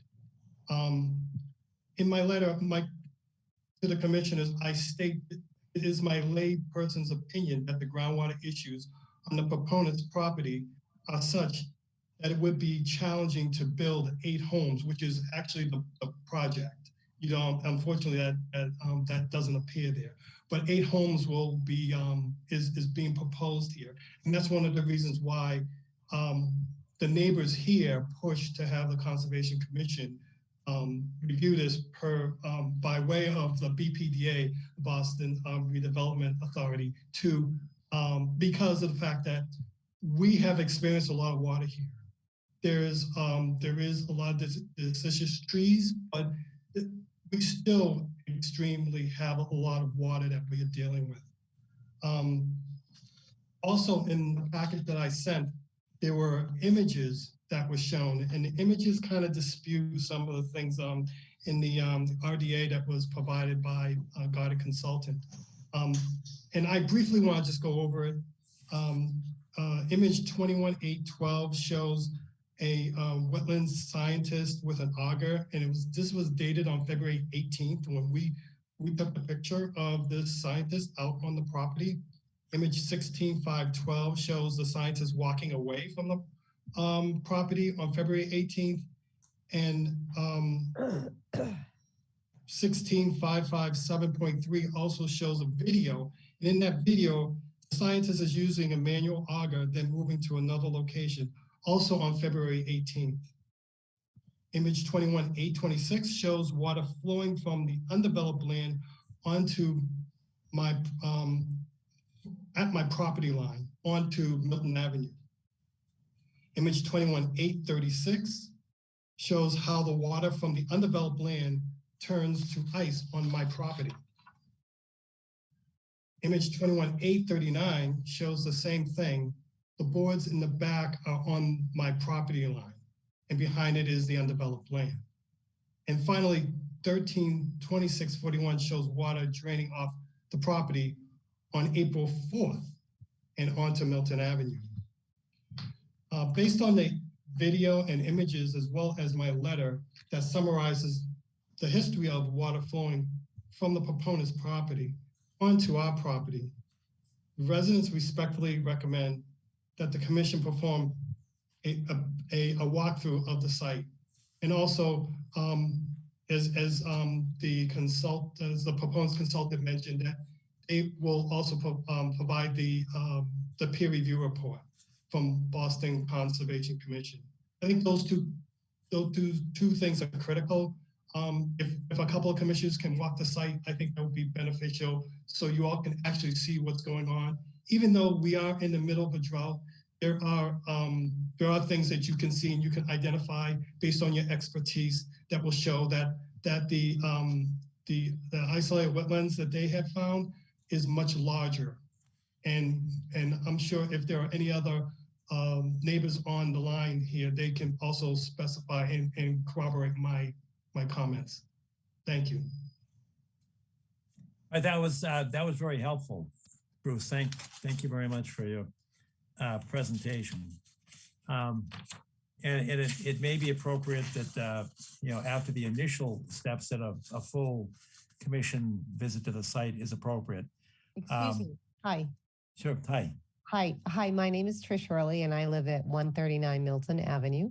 I've lived here for 21 years and I just wanted to pretty much agree with everything that Bruce said. I have witnessed runoff from this water and I think it's in your best interest as commissioners for the town of Milton to really ask the abutters on the Milton side and ask them about their water issues. I've had informal discussions with individuals who no longer live on Milton, on Metropolitan Ave, who actually was a direct butter of this property, who had a lot of standing water after, significant rain, but sometimes not so significant rain. And as Bruce said, we are actually in a drought.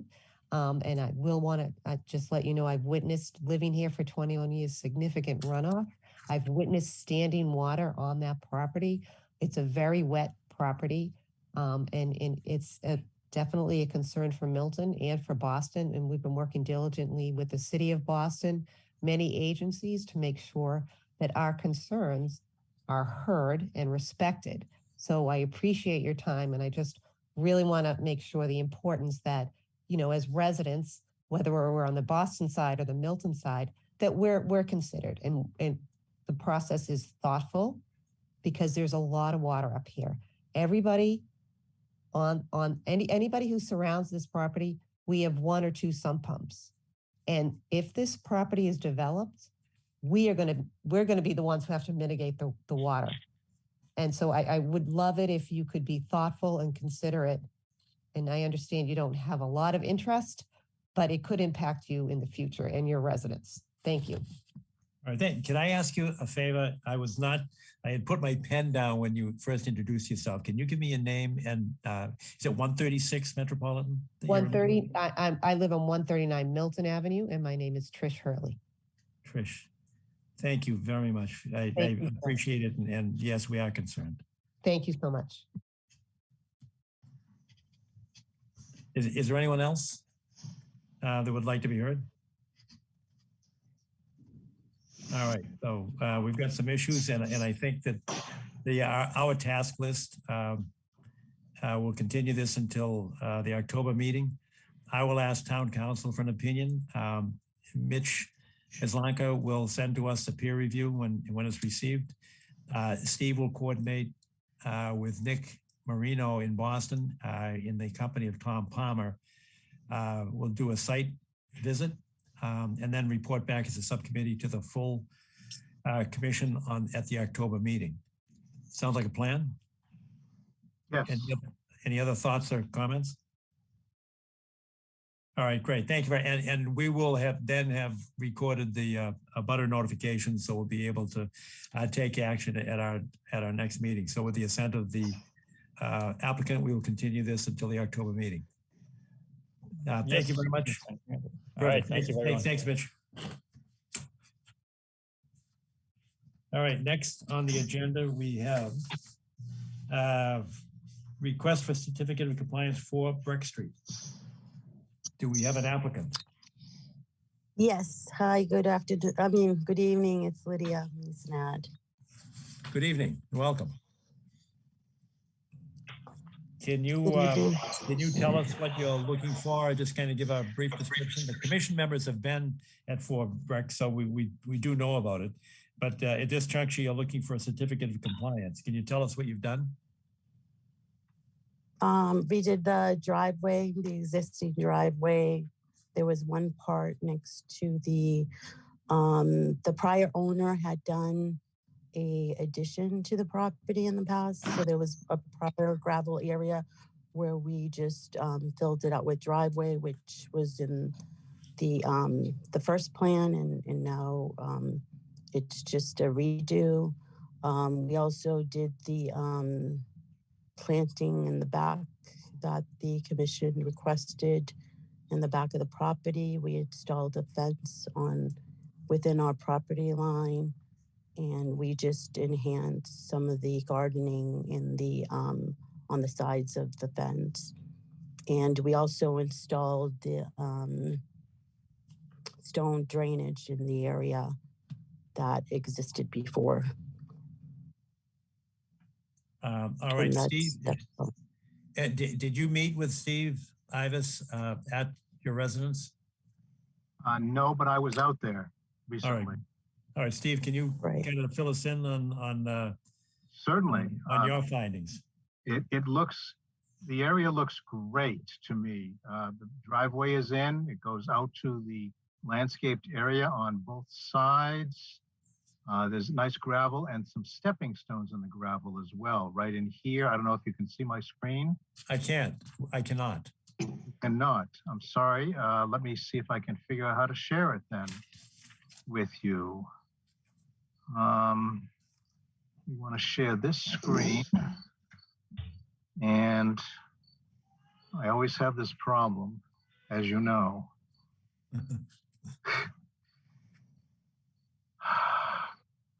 Is a frustrating problem for me.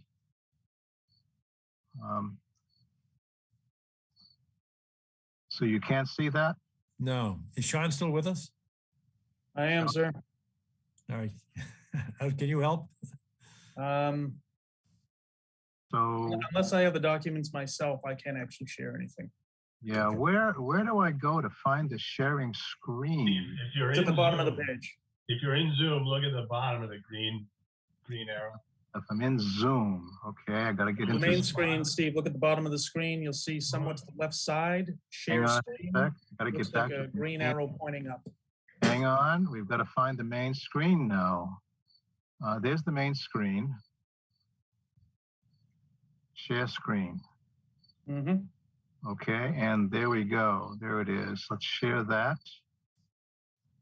There we go. And can people see that? Yeah. Good. Thank you. Rec Street is out here at the bottom of the screen. Dwelling here. Bituminous pavement here. Nicely done. Gravel and stepping stones here to the back, and a beautiful, a herbaceous garden here, and a landscaped area with very good looking shrubs. They're all looking very healthy. I found one shrub that Lydia said to me that it was forsythia. It was there before she started, and she kept it, and that's fine, you know. And so I think there were 14 shrubs that I counted. I think there were 15 on the plan. Add another shrub, and they were put in last year. Is that correct, Lydia? Yes, last fall, yeah, they were put in around July or last year. Sure. So I think we'd wait until 2023 to have the 2 years of 2 growing seasons to actually take a look and make sure you made the 75% number, and then we could close out the order conditions, John, and commissioners. All right, understood. And for both the commission's benefit and for the public's benefit, we do have in our file an August 12, 2022 letter from Dennis O'Brien, land surveyor, certifying that the work at the above address has been completed in accordance with the order of conditions, with the exception that the fencing was not installed at the rear of the property line. Can you, Lydia, can you address that deviation from the order of conditions? Yeah, I was going to enclose the back rear fence because there was, as you recall, there was an existing green fence on the property on both sides. I put up a gray fence, and then from the fencing that is part of the commission's area, I was going to enclose my property line, but since I have to take care of the plants in the back, I decided not to, because then I can't, I decided not to enclose the back. So there's no fencing in the back of my property line.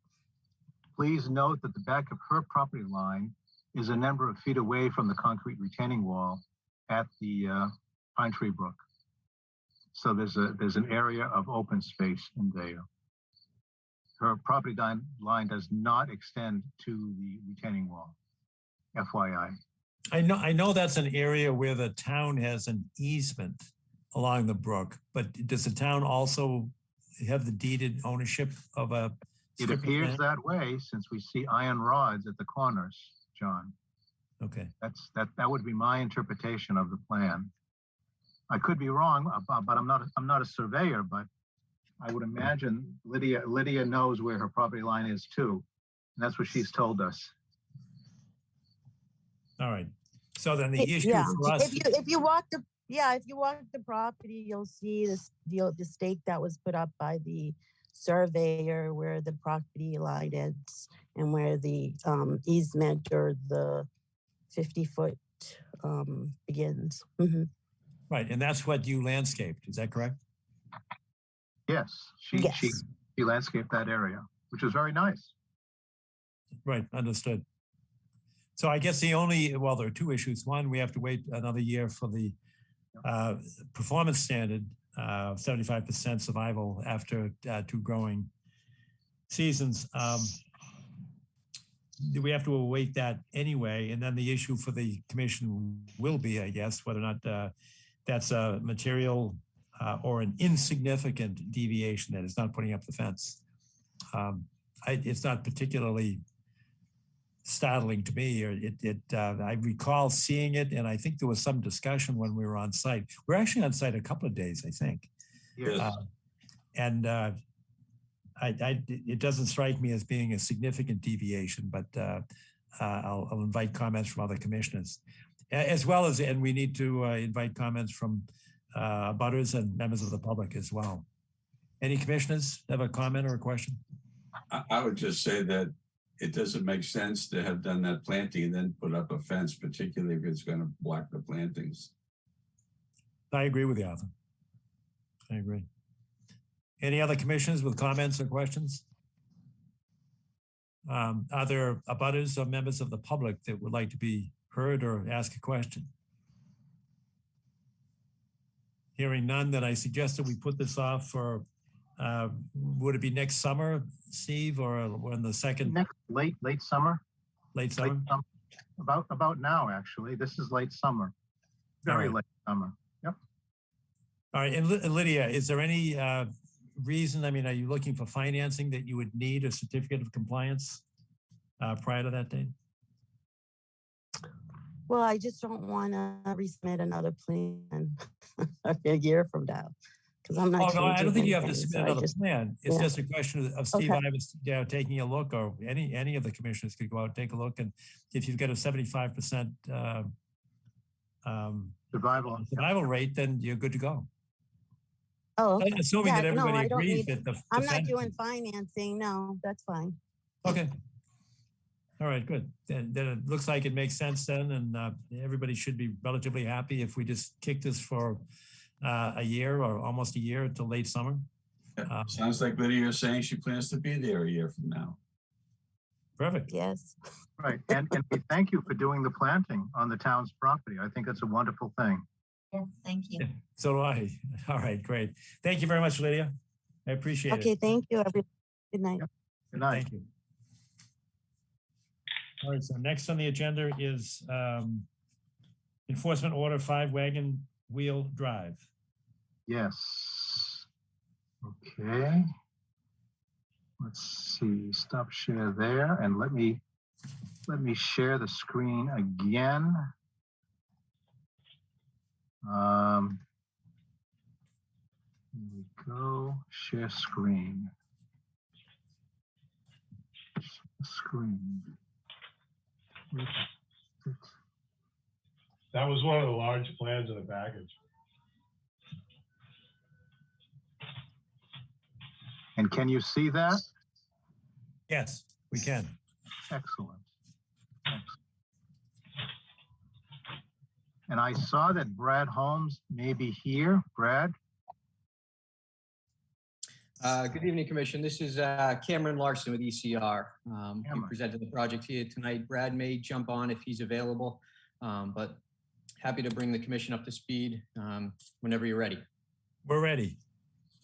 Excellent. So again, for the record, my name is Cameron Larson with ECR, representing the applicant Keith Rousseau to present to you this restoration plan that was prepared for 5 Wagon Wheel Drive in response to an enforcement order that was issued to the property owner for unauthorized cutting within a bordering vegetated wetland and the associated buffer zone. So what we're looking at here on the screen is a plan that was drafted by Merrill engineers who prepared all the existing conditions on the site. ECR then took that and overlaid a restoration plan on that, which you can see highlighted in green. ECR also completed the wetland delineation of the site. There's a bordering vegetated wetland located on the bottom of this image in blue that extends up to a existing boulder retaining wall to the rear of the property. This is the portion of the site where there was unauthorized cutting. It's very obvious where the cutting took place. As I mentioned, there is a boulder retaining wall there. It was just downgraded that boulder retaining wall, and then up to what's existing for the tree line now at this point. The portion on the right side of the planting area is the buffer zone restoration. We've designed that with native buffer zone saplings and shrubs suitable for the buffer zone environment. And then the green side on the left that's not hatched is all wetland restoration. And that's been designed with native wetland saplings and shrubs. So the intent is to clean up the area. We are proposing to inspect the area prior to plant installation for any invasives. ECR was out there in July. There was not a lot of invasives that were observed at that point. It's not a heavily infested area by any means, but prior to installation of the plants, we'll do an inspection. Invasives will be flagged by a botanist, removed by hand. We are proposing the use of herbicide if necessary. If that is necessary, that work will be completed by a licensed herbicide applicator. We'd be happy to, coordinate that with the commission when the time comes in terms of what herbicides will be used and the exact methodology, but it will be a targeted approach, likely a cut and paint method. Once that's been cleaned up a little bit, there are existing stumps that remain. There was no earthwork in the sense that none of the existing stumps were removed. A number of those stumps are showing signs of new growth. We utilize a method called stump sprout pruning, which essentially involves identifying a healthy sprouted stem off the stump, isolating that and cutting back the rest of the stems, and completed, over time, you'll end up with a healthy sapling that uses the existing stump. So there's a number of stumps available to utilize that method. And then beyond that, we'll be hand planting with natives. A total of 14 saplings and 47 shrubs will be planted within this area to restore it. Once planted, they'll be mulched with a natural wood chip just to protect the root zones and retain moisture. And then the remaining areas will be hand seeded with native seed mixes. We have spec'd out a seed mix for the wetland as well as a seed mix for the upland area. The property owner at this point is certainly aware that this was a big mistake on his part. There was no malicious intent with this. And he's very eager to get this resolved, and is expected to make plans to initiate this restoration as soon as we get the approval from the commission. So at this point, if the commission has any questions, be happy to address those. Yeah, either Tom or Ingrid, do you want to weigh in on the use of herbicides? I'm fine with the idea that when they decide what to do, come back to us. But my own prejudices Wouldn't it be better to do it without herbicides?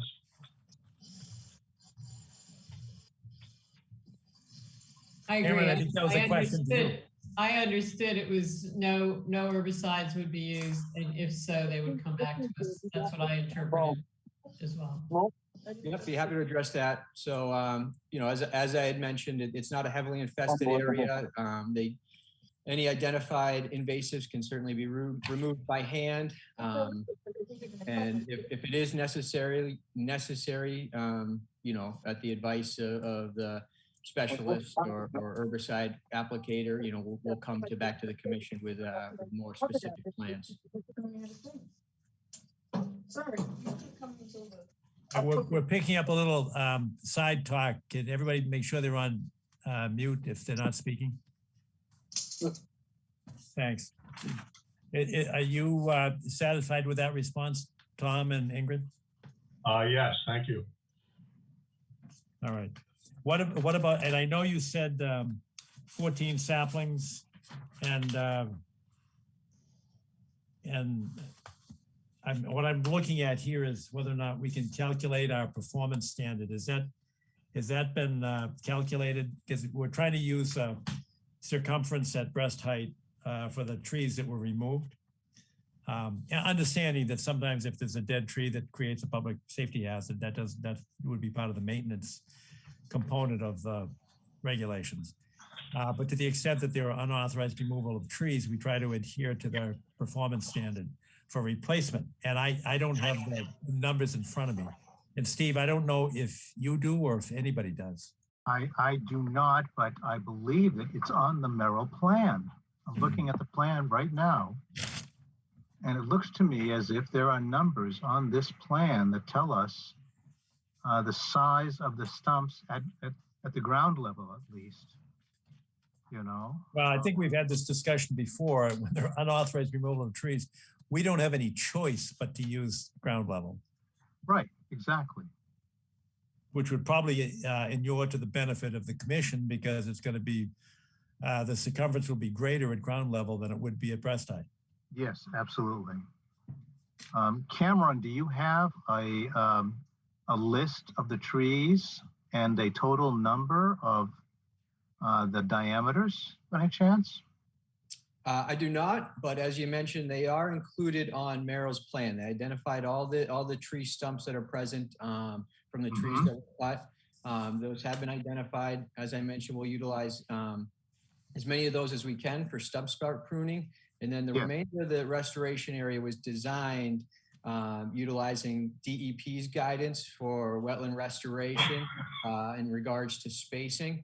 So we spaced out the plants at 8 to 10 feet on center for shrubs and 12 to 15 feet on center for saplings is DEP's guidance to fill that area. So by utilizing the stump sprout pruning and then, you know, that spacing, we should be able to adequately cover that restoration area.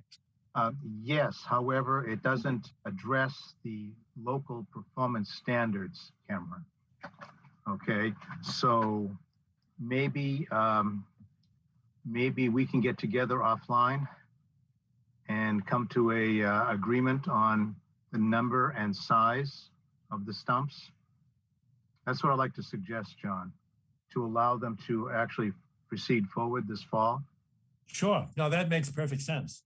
Yeah. If you could make some time to meet on site and just come to an agreement on the circumference ratio on our performance standard, that would be very helpful. And it's probably doable. I've got the chart in front of me and I'm looking at the number of trees, but I have no idea what was taken out in terms of circumference. Exactly. I'm looking at proposed saplings spaced 15 feet on center, size 6 to 8 feet high. That I can guess what the caliper is, but I don't think we should be guessing. So I don't know if it's 6 to 8 feet high and like red oak, I don't know if that translates into, you know, a 3-inch caliper or 2.5 or 3.5 inch. Does anybody know? Whether or not you can make is there a ratio between the height of the sapling and the circumference? It depends or diameter. very much on how they were grown, John. And the type of species. Yes, both. Right, yeah, but all I'm looking at right here is red oak 6 to 8 feet high, white oak 6 to 8 feet high, American holly 5 to 6 feet high. Right. We have no way to translate that, or at least I don't have any way to translate that so that we are in conformance with our own performance standards.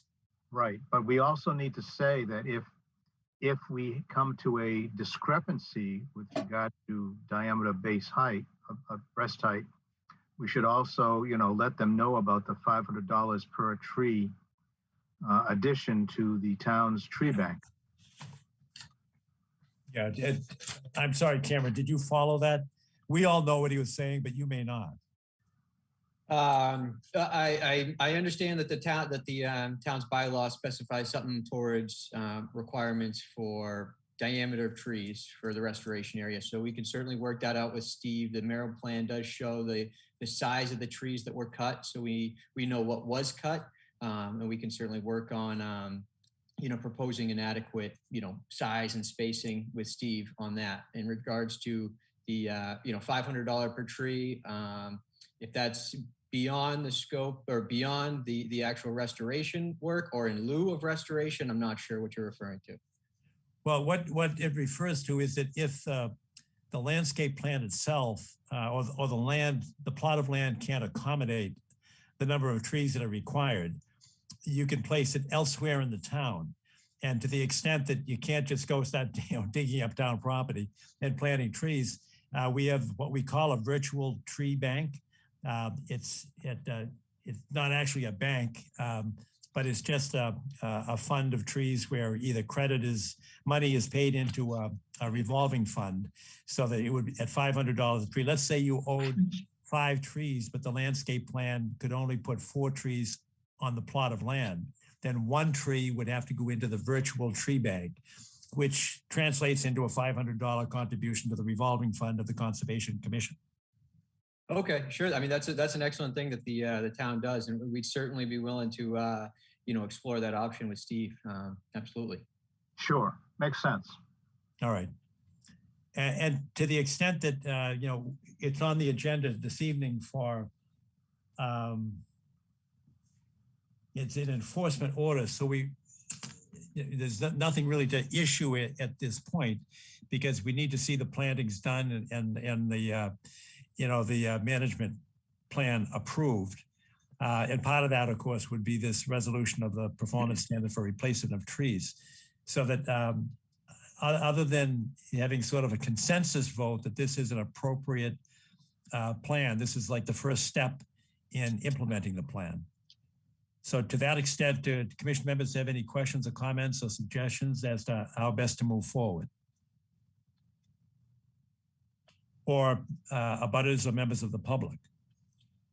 All right, well, with that said, hearing no comments, then what I suggest is that we move forward by, Cameron, if you or your designee could meet with Steve on site, resolve the performance standard measurements so that we have the appropriate data.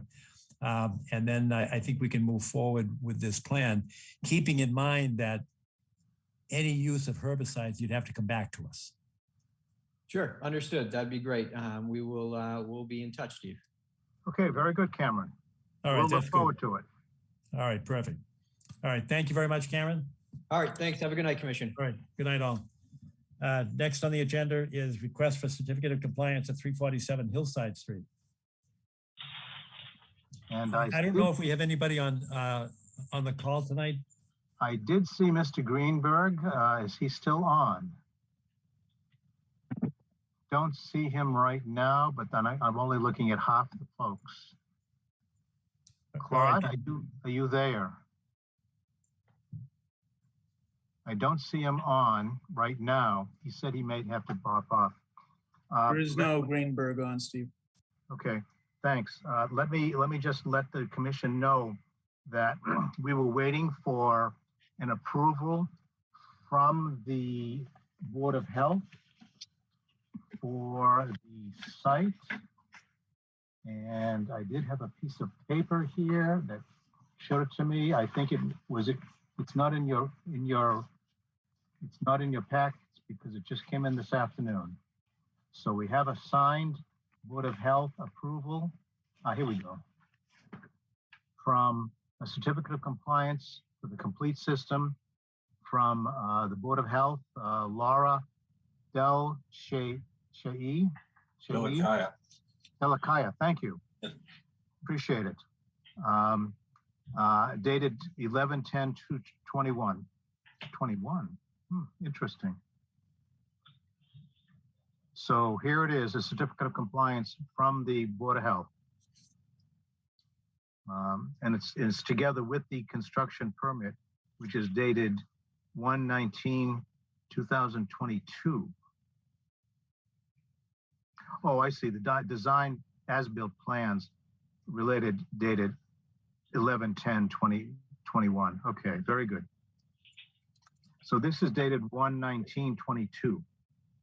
And it's a construction permit and then a certificate of compliance filled out. And is the certificate of compliance dated January of 2022? No, it is dated, the certificate of compliance date, I'm sorry, it's dated 8/30/2022. All right, that makes sense. Yes, thank you. Because the last time, just for commission members' benefit, the last time this was on the agenda, we talked about it, and the concern was that we didn't have a PE stamp, that it was that the project was done in compliance with a certificate of with the notice of intent. That is the order of conditions. And I think, Hans, you were concerned with that, and we had a discussion, and the consensus was that because the Board of Health requires an engineer's stamp, that if they approved it, then we could sort of impute that engineer's approval to us. Hans, did I correctly state your concerns? Yeah, and I just want to make sure that this won't be the standard going forward. So, I understand that this was allowed for this particular application, but I understand, and I think you're certainly within reason when you say that our performance standards require a PE stamp, that there was compliance with our order of conditions. It's actually the Wetlands Protection Act, but yes.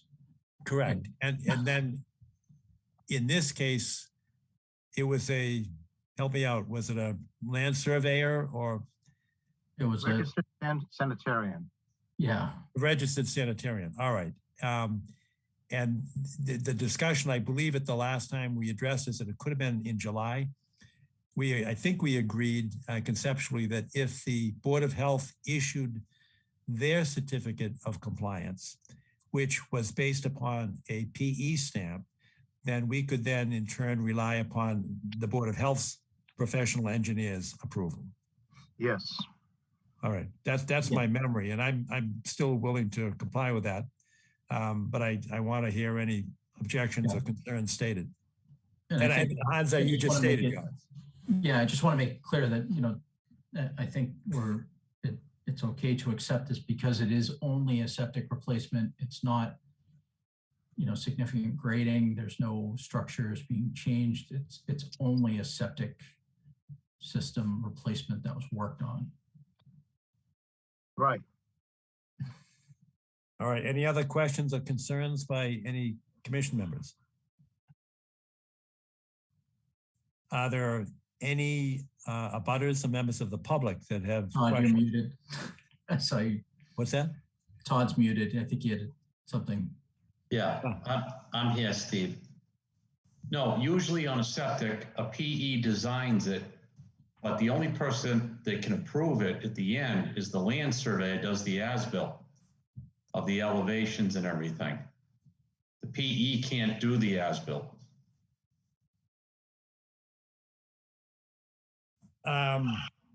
Yeah, Steve, you've got it. The same thing. Yeah, it's the land surveyor that does the as-built to make sure it's done in accordance, so we're all happy. And Steve, in this case, what did the Board of Health rely upon? Land surveyor. They would have had to, I believe, but I haven't talked with Laura. Yeah, Steve, just so you know, because I deal with Laura all the time on systems. Okay. She goes out and does the hole inspection, then she does the D-box inspection, and then they give her the as-built. She wouldn't have approved it without the as-built. Good. Thank you. All right, and Todd, are you satisfied that in this instance, we can rely upon the Board of Yes. Health reliance upon the as-built by the land surveyor? Yes. All right.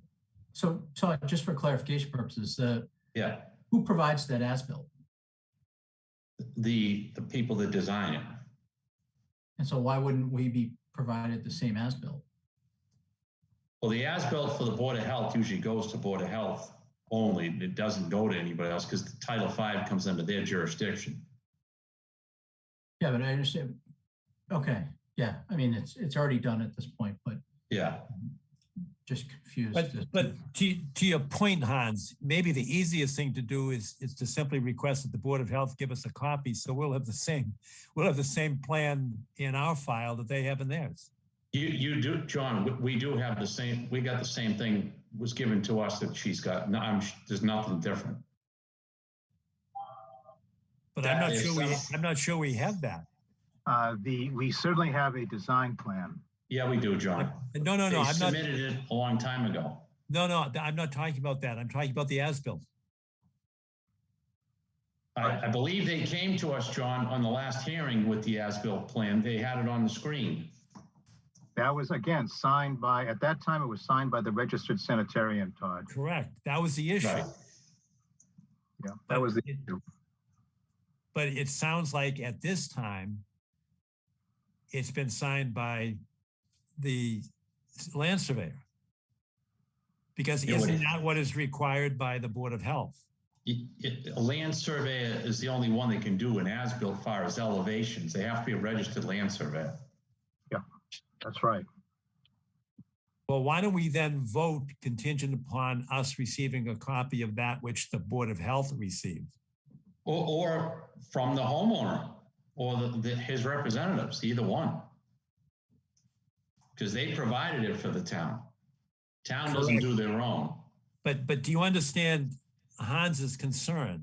Well, I do. I understand. I'm saying, Hans, what he's saying, show us who did it. What I'm saying is the town doesn't hire their own. It gets provided from the homeowner's people. Understood. It just appears that we don't have in our record that which the Board of Health has and relied upon. And I think we're entitled. I don't think, John, yes. If you go back to the last hearing, what I said to you is the town hires a review engineer to oversee these septic systems. He had to approve the design, and then she goes out and does all the inspections of the design per the plan from Board of Health. So that's what's taken place so far. But aren't you also saying that the Board of Health, in order to issue their certificate of compliance, that they would have had to have received an as-built? They have the same as-built that we were provided last time, I'm sure. We were provided a plan that was stamped by a sanitarian. I know, Hans, I know that. I'm agreeing with you. That's what I'm trying to say. This is what's taken place. Okay. You and I are on the same page, Hans. What I'm saying is the process is a PE for the town reviews the plan, then she does whole inspection, D-box inspection, and then the representatives of the people submit the as-built to us and to Board of Health. So you're saying that that there's a chance the Board of Health accepted the plan from the sanitarian? Correct. That's what I'm driving at. Because it does, the PE approved it, she did the whole inspection, she did the D-box inspection on site.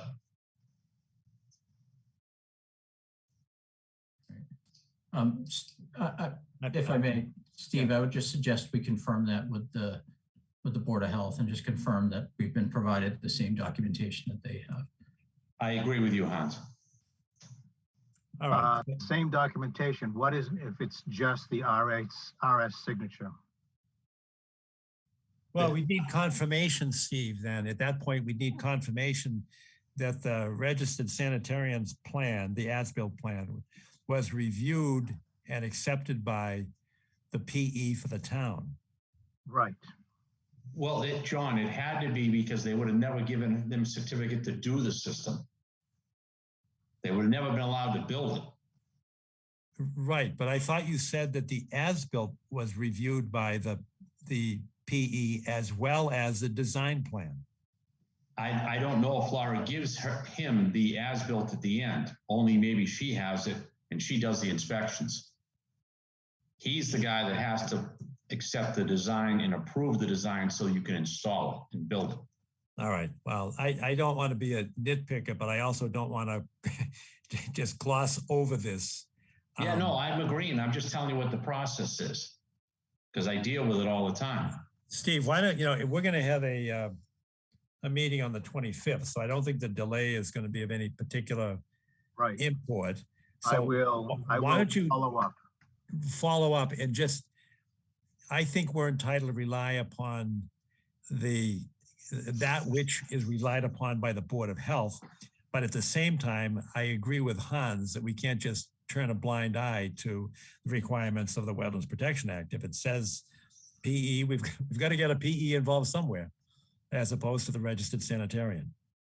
Well, I think we're going to end up in the same place, and I don't mean to put form over substance, but I think Hans has raised some valid points.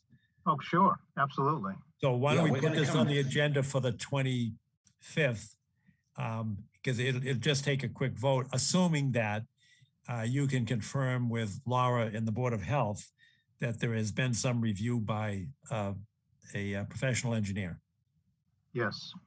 That'll make sense? Okay. Yes.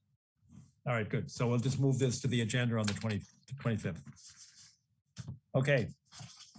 Next, 7 and 8 have been continued. So we're now up to 9, which is notice of intent 648, 652 Canton Avenue.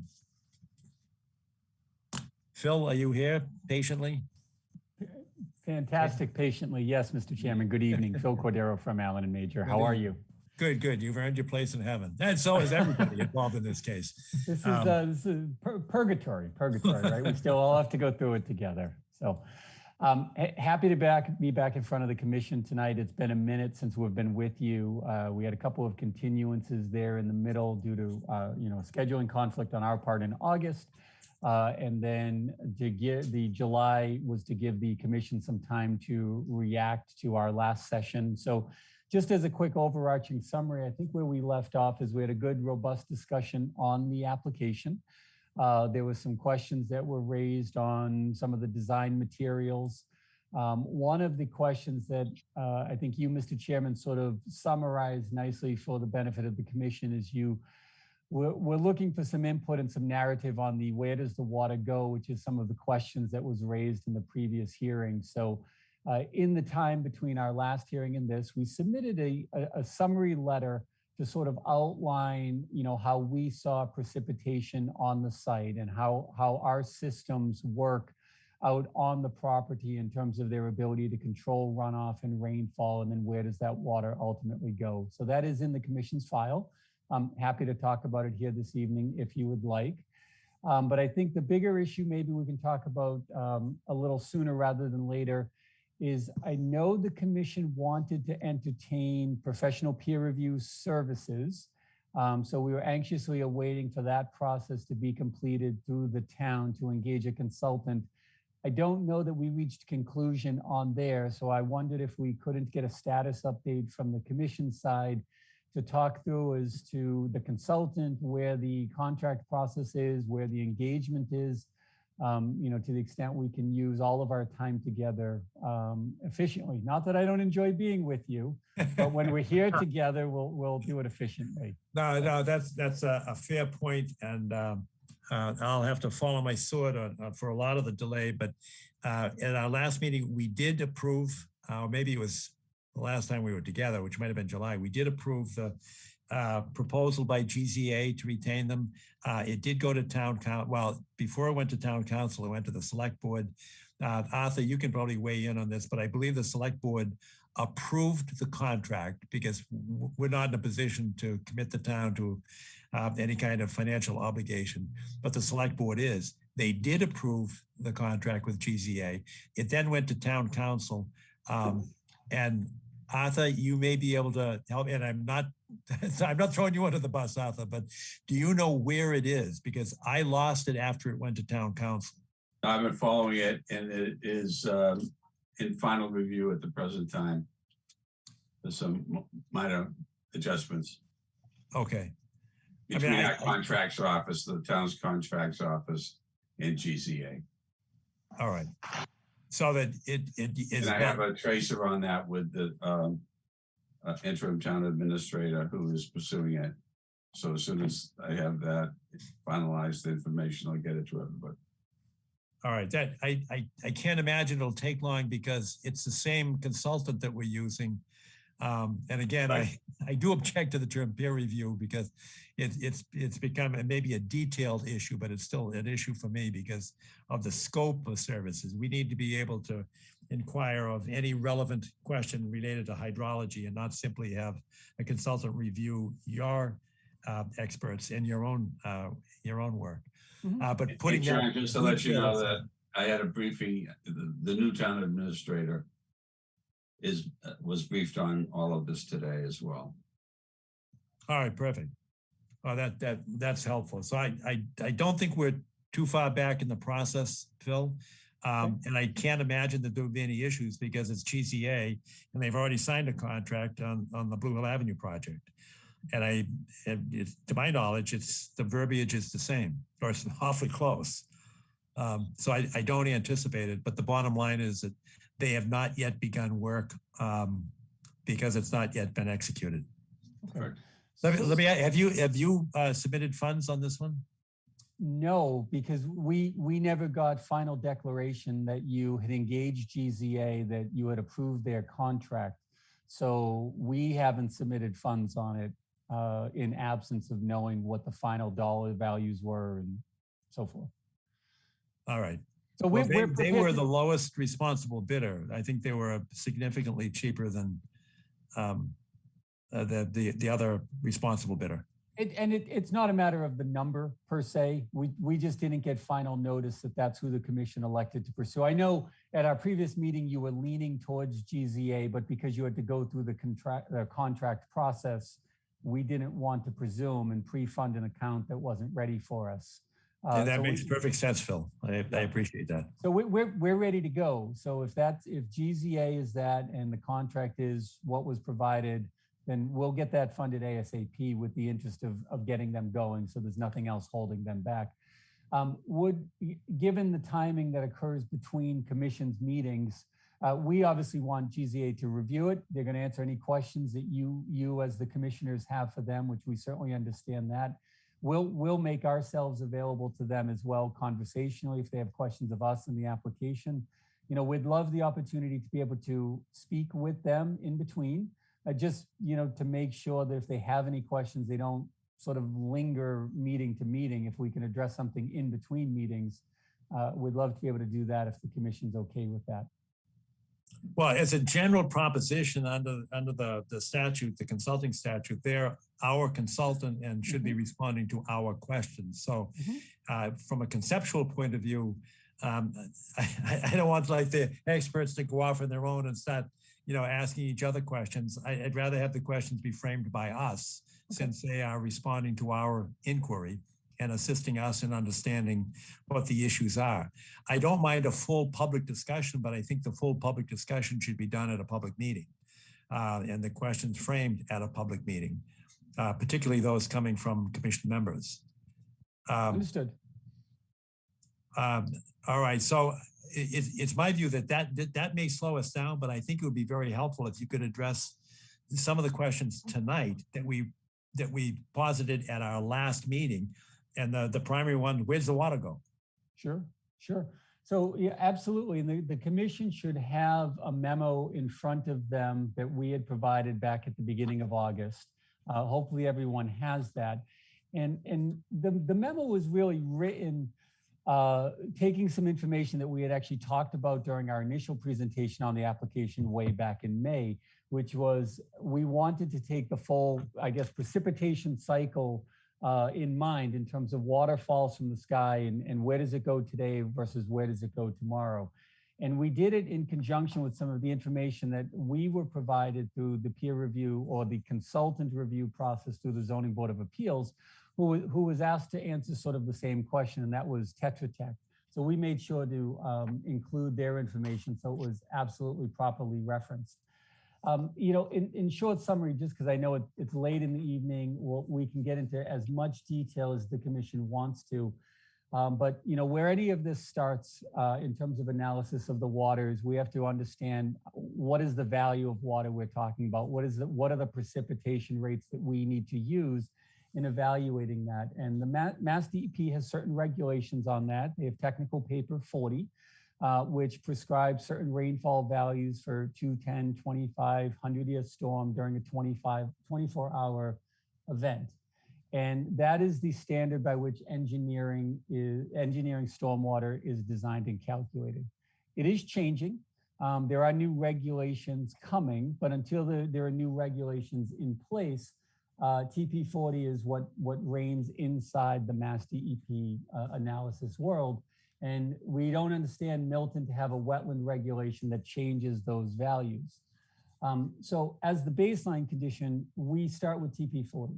And to frame the numbers that are on page 2 of my letter, in a 2-year storm, we use 3.6 inches of rain. In a 100-year storm, we use 7 inches of rain. Knowing there are changes coming to the regulations, we try to err on the side of conservancy. So for this particular application that's in front of you, we relied on the NOAA 14 rainfall values, which reflect climate change, and that there's increased precipitation during the lower frequency, higher intensity events. So where that manifests itself is in the higher storm events, the 25, the 100 years.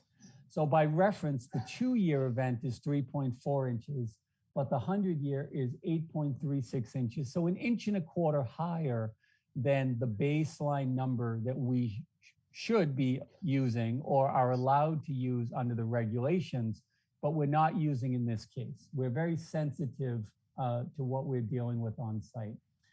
So the water that falls from the sky, you know, it ends up in 2 places. It ends up in the ground as infiltration and recharge or as surface water runoff. And obviously not to give a symposium on drainage design, but what our mandate to do is to mitigate the conversion from the woodland surface runoff condition to the collection and recharge to ground condition, which is what is happening on the property out at 652 Canton Avenue. And in order for us to do that, we have to understand where the existing water table is below the site. So in the initial application that we have for you, that was done by soil evaluators, conducting test pits on the property, across the property to characterize where the water table is. And the reason we need to know where that is because we have certain separation guidance that we need to follow for Mass DEP regulations. If we provide 4 feet or greater of separation from the bottom of a stormwater system to the seasonal high water table, we do not need to perform a groundwater mounding analysis. If we provide less than that, we have to perform a groundwater mounding analysis. And that groundwater mounding analysis is that surge variable that predicts how high the water will rise below the surface as we add water to it. And I want to make reference that you know, DEP provides some guidance in the regulations about the use of the hand-touch method of calculation. And I've provided that excerpt in the report so the commission can see the exact language from the Wetlands Protection Act and the Stormwater Management Standards, the handbook. It does reference other equivalent methods, but first and foremost, it starts with that hand-touch method. And that's what we had provided in the initial application for this commission to review and your consultant to weigh in upon it. Now, what ends up happening is surface water that's coming off the property, again, it either flows off the property or it's redirected into our systems. So the precipitation that falls from the sky is the addition of infiltration and runoff. So simply what we're doing in this condition is there's more runoff today than infiltration. In the future condition, there's more infiltration than runoff. And the systems that we have out there are controlling and holding the water in the systems below grade to, again, mimic that pre-existing condition that's out there. So prospectively, you can actually suggest that there's actually less flooding as a result of this project than there is today. So because it's going to minimize that superficial water runoff that's occurring out there now, in the interest of holding that water and releasing it in a slower fashion, in a controlled fashion, to the natural design points. And that's substantiated by the conversation that was had with the town's consultant, Tetra Tech, during the ZBA process. And I'm only paraphrasing the information. It's contained within the letter so the commissioners can review it themselves. Peter Dillon, senior hydrologist, who is a groundwater specialist working for Tetra Tech, reviewed the same information that you have in front of you that you're going to review. And he notes, and I'm summarizing here, in summary, the Tetra Tech memo notes that the proposed project will not result in significant changes in the volume of infiltration at the property. There is a minimal increase in the amount of infiltration on the property during the 2-year storm event, the equivalent of a 0.1 inch rise in water level over the area of the property, and a decrease in the amount of infiltration on the property during the 100-year storm event, the equivalent of a 0.2 inch reduction in water level over the area of the property. By conclusion, if water is infiltrated similar to existing conditions, there will not be resultant changes in the groundwater elevation that would negatively impact neighboring properties, which is really the crux of the discussion, is to make sure that our systems are not adversely impacting any of our abutters around us or the downstream areas. So with that in tow, with the groundwater mounding opportunities in tow, we've summarized it, we've provided it, we've certainly asserted that all of the systems work. But the biggest issue that potentially came out of our last meeting was the conversational use of technique and the proper selection of what technique is appropriate. And I draw reference that in the Wetlands Protection Act and the Stormwater Handbook, for groundwater mounding calculation, it says hand touche or other equivalent method. That's not to suggest that there aren't other methods out there. There are professionals on this call and in prior meetings that use other methods, and we certainly recognize those. The issue of using ModFlow, which is one of those advanced techniques, came up, and ModFlow is just a more data-driven analysis that uses more robust input parameters and tries to model it, let's call it, more accurately. And we know that the consultants, the abutters have engaged these consultants to review it. And you know, their goal is to render a 100% accurate and perfected model of complex conditions that is not specified or warranted. It's not prescribed by the regulation. It's not dictated that we have to do it in this situation. We've met the standard on it. You know, in performing an analysis of this type, and I'm paraphrasing it off of my letter that the commission has, the purpose of performing a groundwater mounding analysis for this affordable housing project, as well as other projects in town, is not to arrive at an academically perfect model debated in this forum with the PhDs, but to draw reasonable conclusions and assumptions that result in that work within the regulatory framework that's assigned from the Mass DEP stormwater standards for such an analysis, and not result in this overly burdensome method of analysis for a site that has been subjectively deemed inappropriate.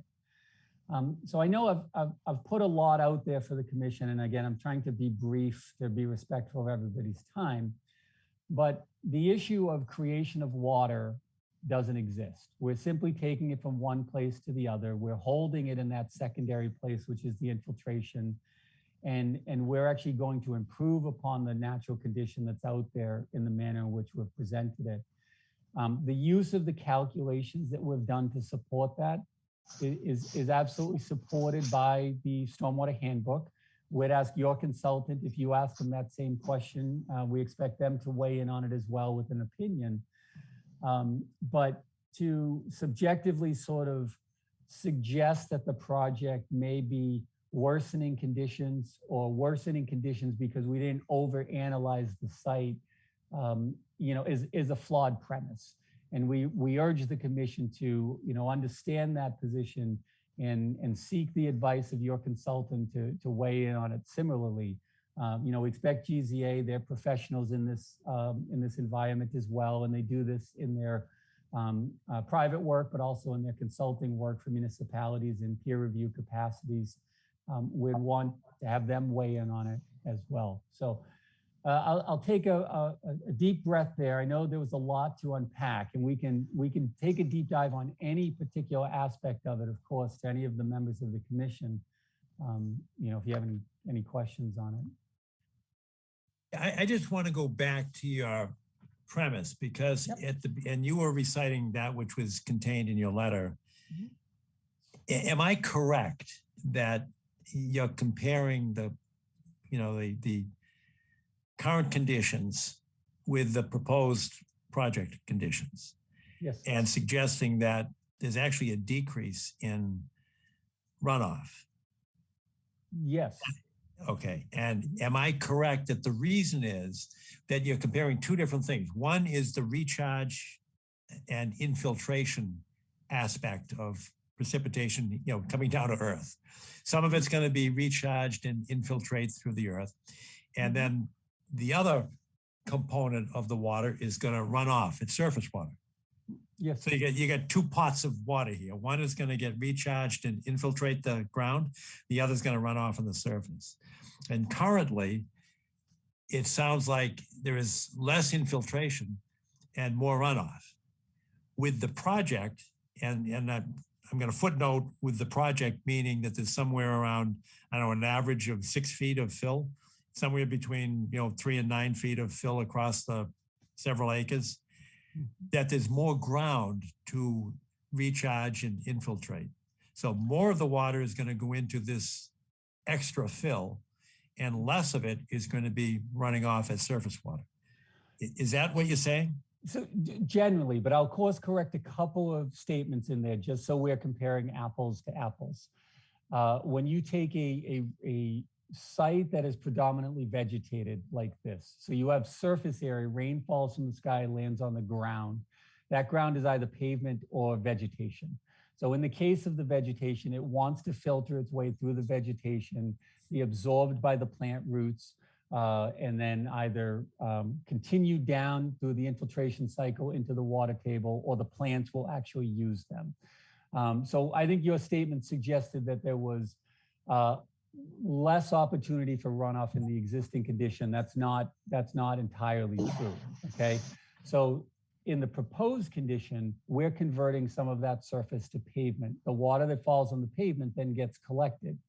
We are then taking it to a dedicated infiltration system. It is more concentrated. That is true. And because it's more concentrated, that's why we have to deal with the groundwater mounding situation, the fill elevations, et cetera. But it's the intent to mimic the pre-existing conditions, but in a modified way. So because we don't have the open vegetative cover over the site, we need to mitigate for that. And that's what's happening underground. Hopefully I answered your questions. I think it did, because I was suggesting that you just have a bigger sponge because you've got more soil. And actually part of that bigger sponge is a retention basin that is going to hold it back to detain it for a period of time. Yes, and underneath, under the pavement with our stormwater systems, we have open chambers. So open chamber is that bathtub. There's 100% voids to hold water, whereas when you're going through the soil or gravel or any media, you're only dealing with the pore spacing between that media. So there's absolutely a volumetric difference of what you can hold. I understood. And then part of that, am I correct, that part of that volumetric difference is because you've actually put a big bathtub into the ground. The elevation's gone up, but you've got a huge foundation of the buildings, plural, and the parking garage. So that's going to displace a lot of that absorptive capacity, correct? Yes, yeah, that's fair to say. Simplified statement, but yes. Okay. There's no parking garage on this project. And there's no parking garage. Thanks, Joe. Yeah. Okay. All right. Well, Yeah. there is a foundation basement for the buildings, though, correct? Or is it all slab? It's slab. There's no basement. Okay. So then there would be nothing to displace that absorptive capacity. Correct. So there's soil below the buildings. There's, you know, what you see on grade, that's all you see. Below that concrete foundation, concrete slab, but then soil below that. Got it. Okay. Mhm. All right, good. And I know I've dumbed it down for my own benefit, but I just want to, what I'm measuring here is the size of the sponge, because I'm concerned with, my visceral reaction was, wow, you're going to add 9 feet of fill. That's a lot of fill. So I just want to make sure that I understand where the water is going. So this is part of helping certainly me understand it. I don't know if it's a help or a hindrance to other commission members, but I invite some commission members to ask questions. John, this is Steve Ibis. I do have a question. I was trained in engineering school to look at the assumptions.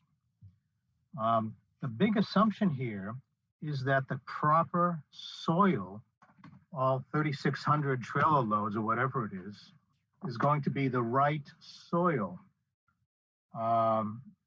as planned. I worry about things like that very much. Trucks of soil can come in. Who knows what's in the trucks?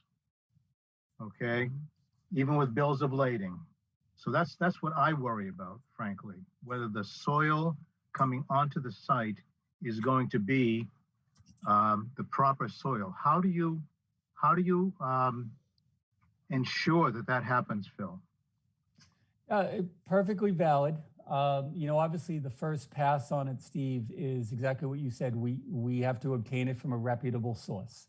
So that reputable source has to provide their sourcing to us. Where does it come from? What has it been tested?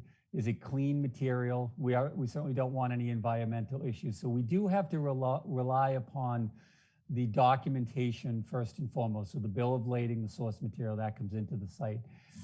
As it comes into the site, because there are depths of fill, it does have to be observed in place in lifts. That has to be observed by a professional. So that professional, Steve, can be tasked with confirming that the material is what it's supposed to be. And if they need to draw samples from the trucks to have it lab tested or sieved or whatever analyses they need to do to confirm that it is in fact what everybody wants it to be, that just becomes part of the process, part of the protocol. So it defaults to a quality control process with the right people on site overseeing that. Thank you. Sure. Questions from commissioners?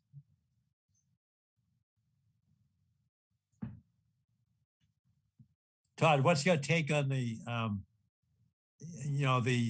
absorptive capacity of that amount of fill? It's a lot of fill. Depends what the fill is. Well, that was Steve's point, I think.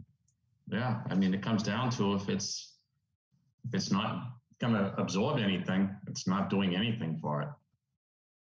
And it's probably going to be a lot of compacted fill because it's going to be for the paved area, I'm sure. And the buildings are on slab, but they still have to have footings on all 4 sides, 4-foot frost walls.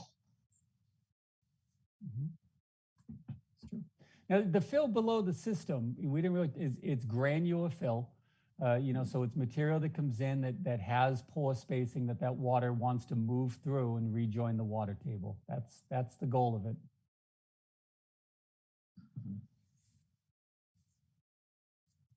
But there's no basement, it's on slab, but there's still the 4 walls that are down below frost wall. Yes, there's a full foundation to the buildings. Yes, you'll have the frost wall below the outer perimeter. Right. But I think just to be clear, what we're not suggesting you buy in is that the entire site becomes the sponge, right? Practically maybe that does happen. What physically is happening is you have the footprint of the drainage field and the section of soil below it. That's where the water is flowing through and then joins with the water table beneath it. So who's done the perk test results in there, water table results? So DeSelberg Sala was the original site engineers, and they oversaw the testing that was done on site. Professional soil evaluators observed them and established the water table and classified the soils. But they work for you, that's it, right? They do not work for me. They're a separate firm. But what I'm saying is they were hired for your company, not for the town or anything. They were hired for this project, which is typical, yes. Okay, so they weren't reviewed by the Board of Health or any town engineer or anybody else, the holes? They were not, I do not believe that they were witnessed, if that's what you're asking. Yes. I feel like Board of Health, Title V requires witnessing of test pits. Drainage does not have that same requirement for witnessing. Well, it depends on what town. I've done different towns that they want monitoring wells and they visit them themselves. That is a true statement. It does depend on the town. Each municipality can be different. You don't have such a requirement though in Milton.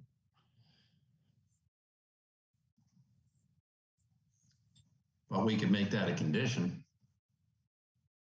Well, I mean, certainly you could consider anything for a condition. I guess I would ask you, just to play that out for a minute, what would that condition be?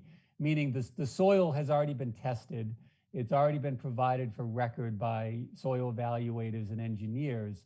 So the next logical step is, assuming you get to permit and you go to construction, is when everything is excavated, you confirm consistency of the material, across larger, broader footprint areas.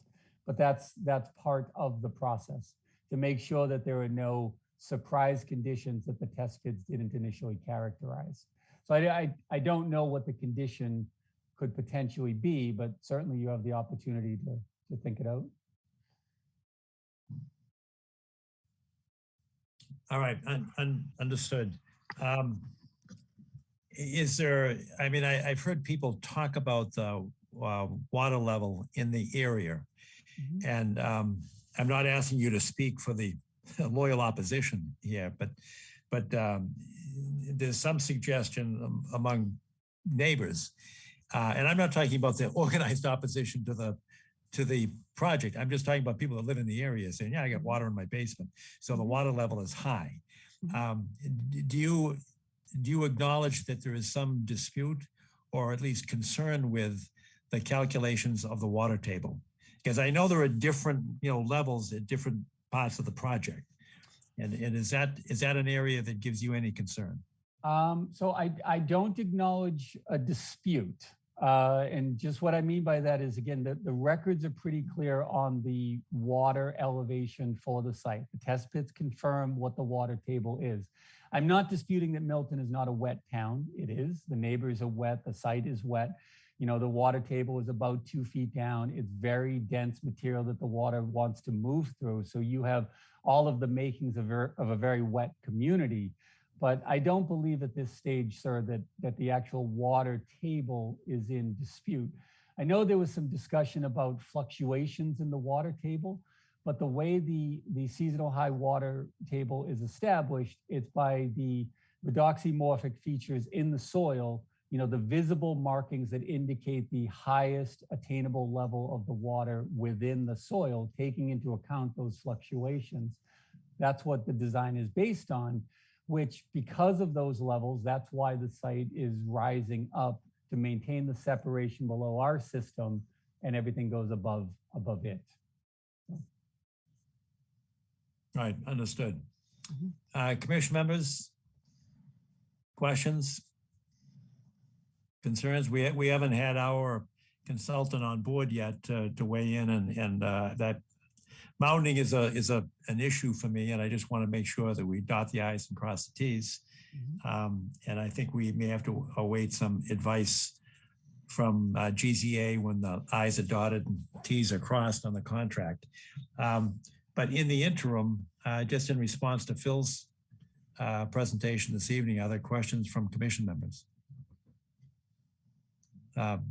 If not, are there abutters or representatives of the abutters or members of the public that have questions or comments? I do.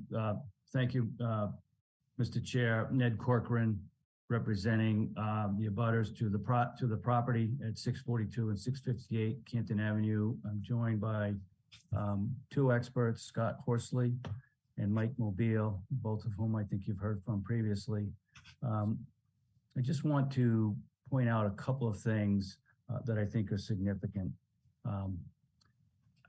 As Phil said, there is a high groundwater table here. It was the initial test pits that were taken in September of 2020, approximately, or 2019, showed a very low groundwater table, but that was during a drought season. Additional test pits were taken later, and that showed actually that the groundwater was at 2 feet.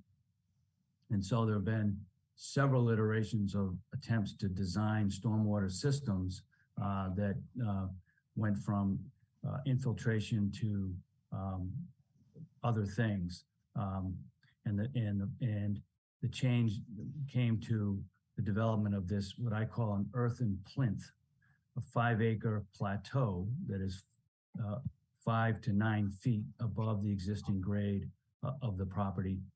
It's 52,000 cubic yards of net new fill to be delivered to the property.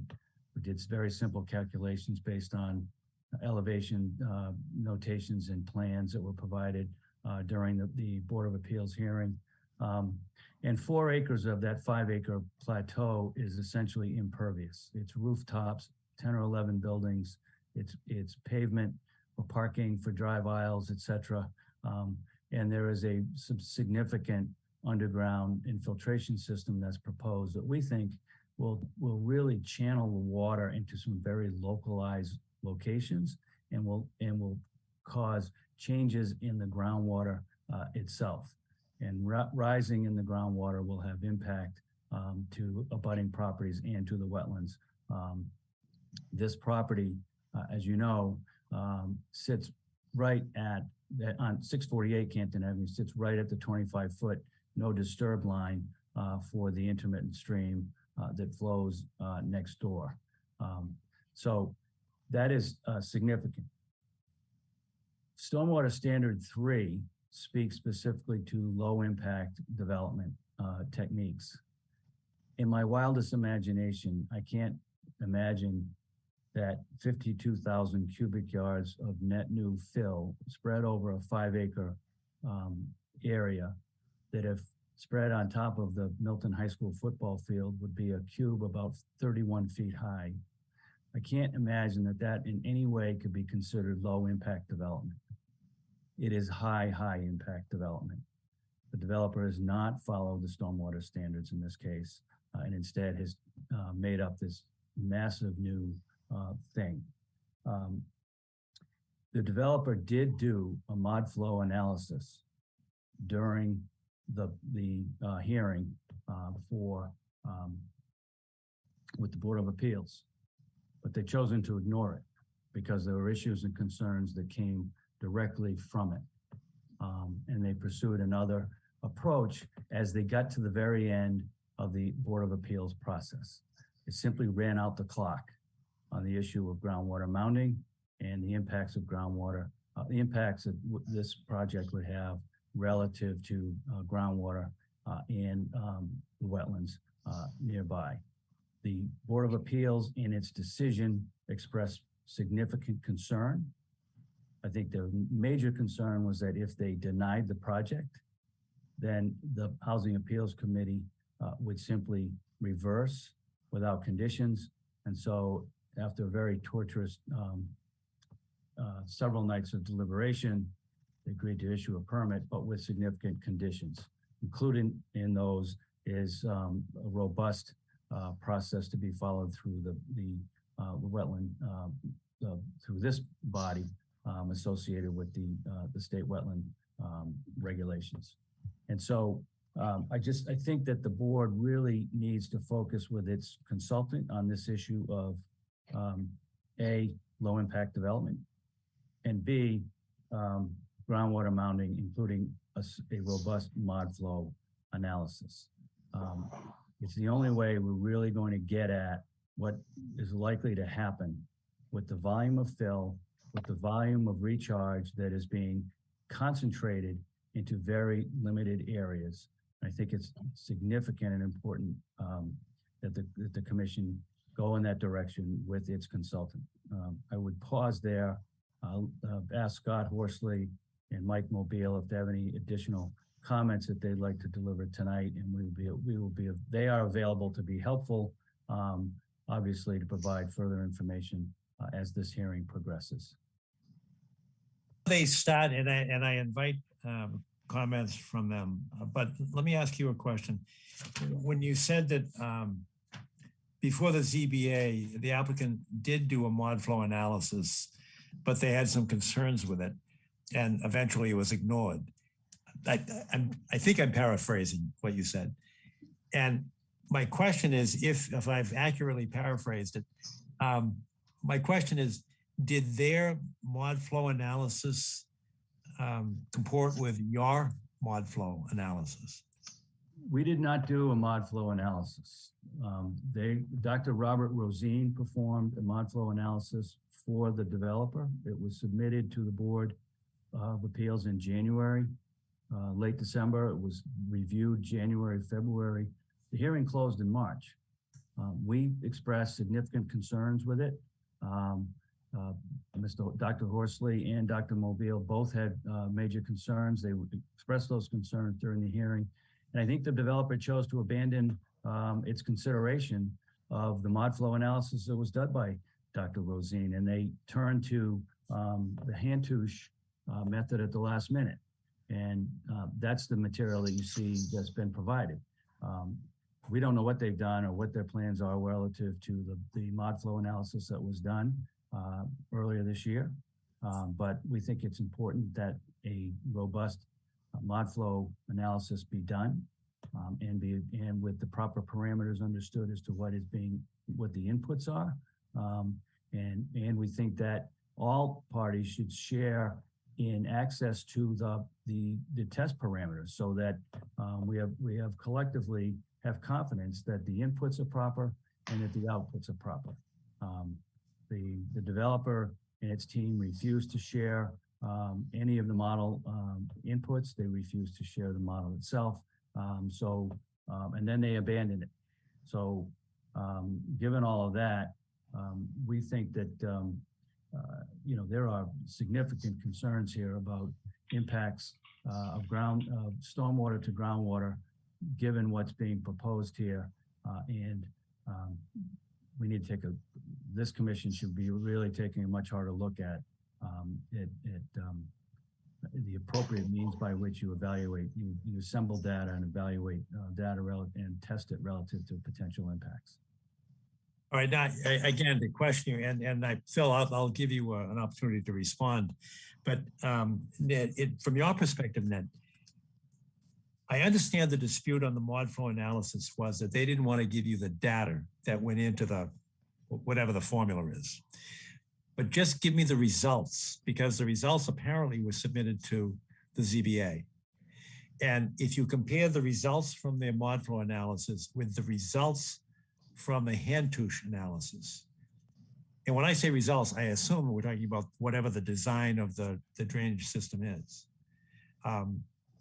designed to accommodate whatever those results are, the increase in water flow, whether it's subsurface or surface flow, or, how to hold it back, or what size the chambers are beneath the surface. That's what I mean by results. But am I correct that the results were different between the mod flow analysis that were submitted from the hand touche analysis results that were submitted? I can't answer that specifically. I would ask Dr. Mobile to answer that. He's much more facile with that information. Yes, good evening. Can everyone hear me? Yes, certainly, Mike. Go ahead. Sorry. Michael Mobile, McDonald Morrissey Associates, appearing on behalf of the abutters to the proposed project. I'm a groundwater hydrologist, modeling specialist, so this is familiar territory for me. I think the issue, Mr. Chair, is that neither analysis is correct. The ModFlow model, upon my review of the limited information that's been provided, has clear deficiencies, and those are laid out in multiple letters that I've submitted both to the ZBA and in addition to the Conservation Commission in a July letter that detailed my observations and really was attempting to relay what I was seeing in the ModFlow model to GZA for their review.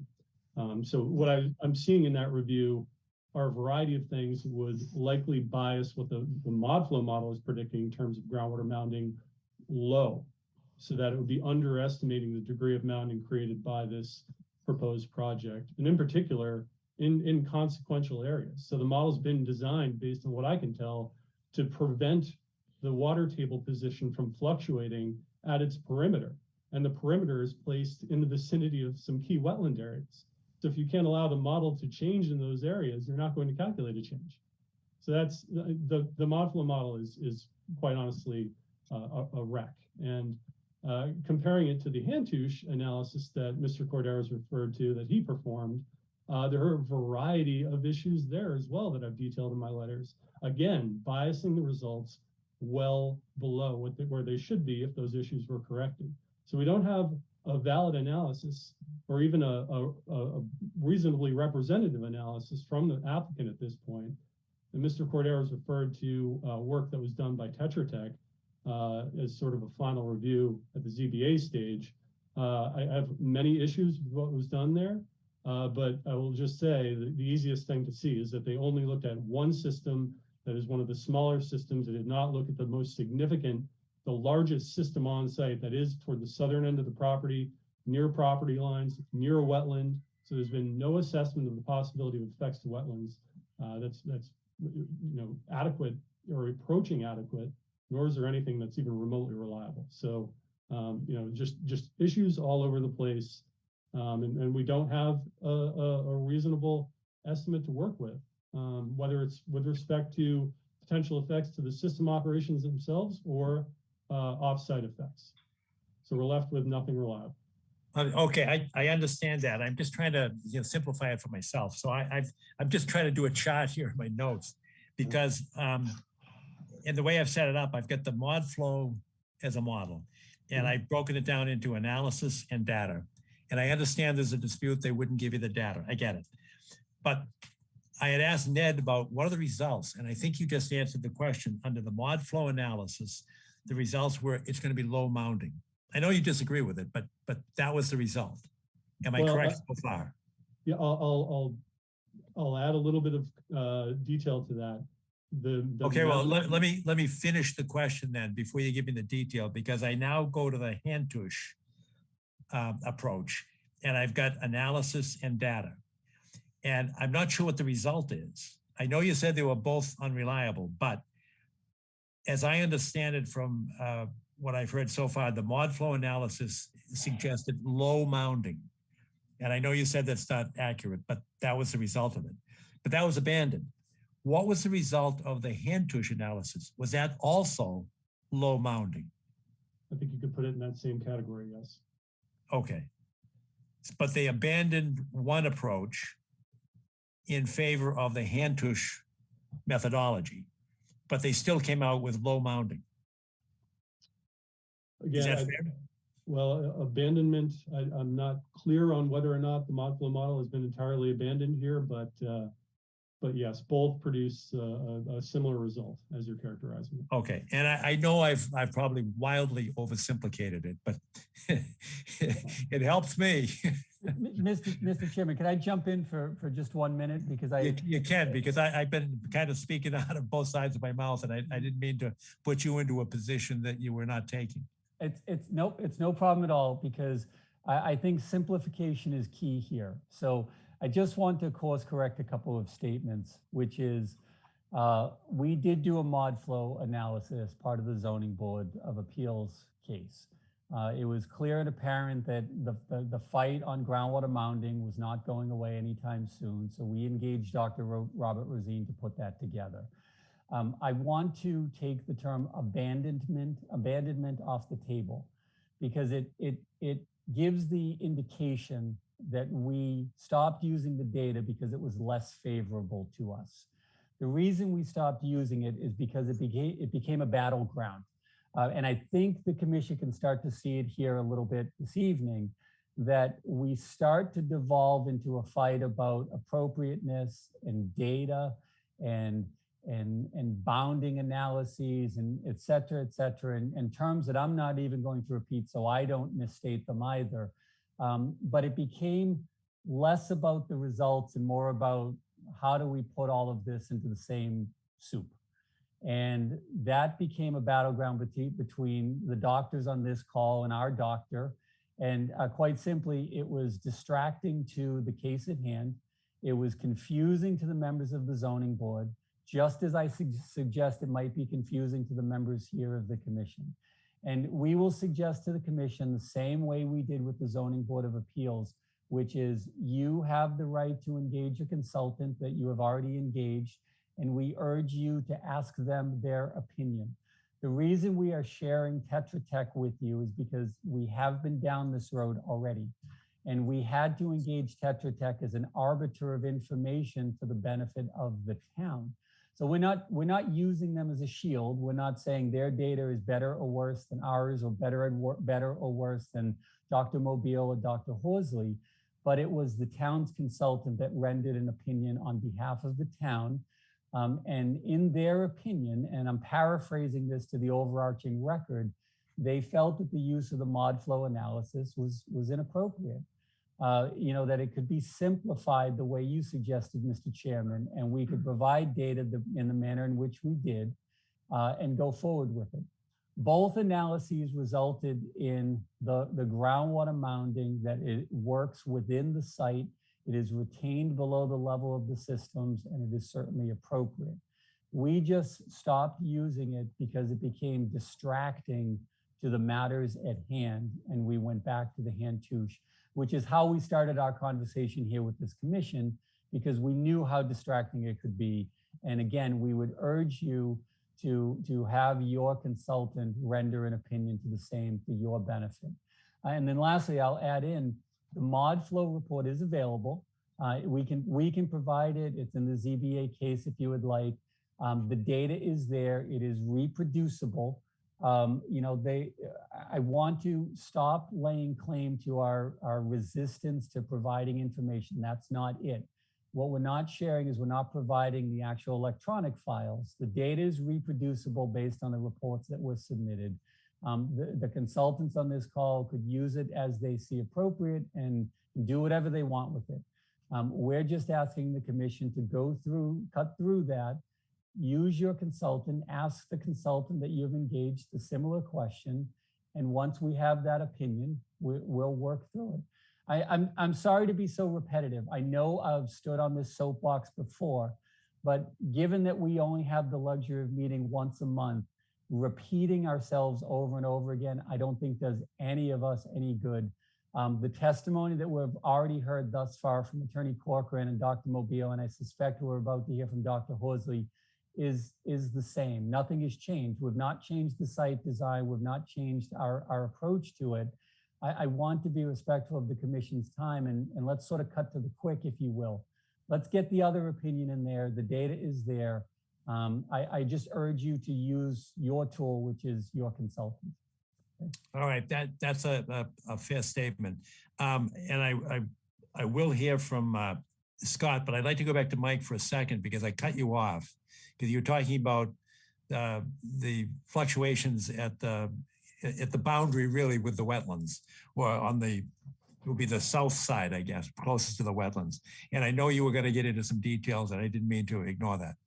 Well, it was just a bit of a modification to your question about the mod flow results, Mr. Chair.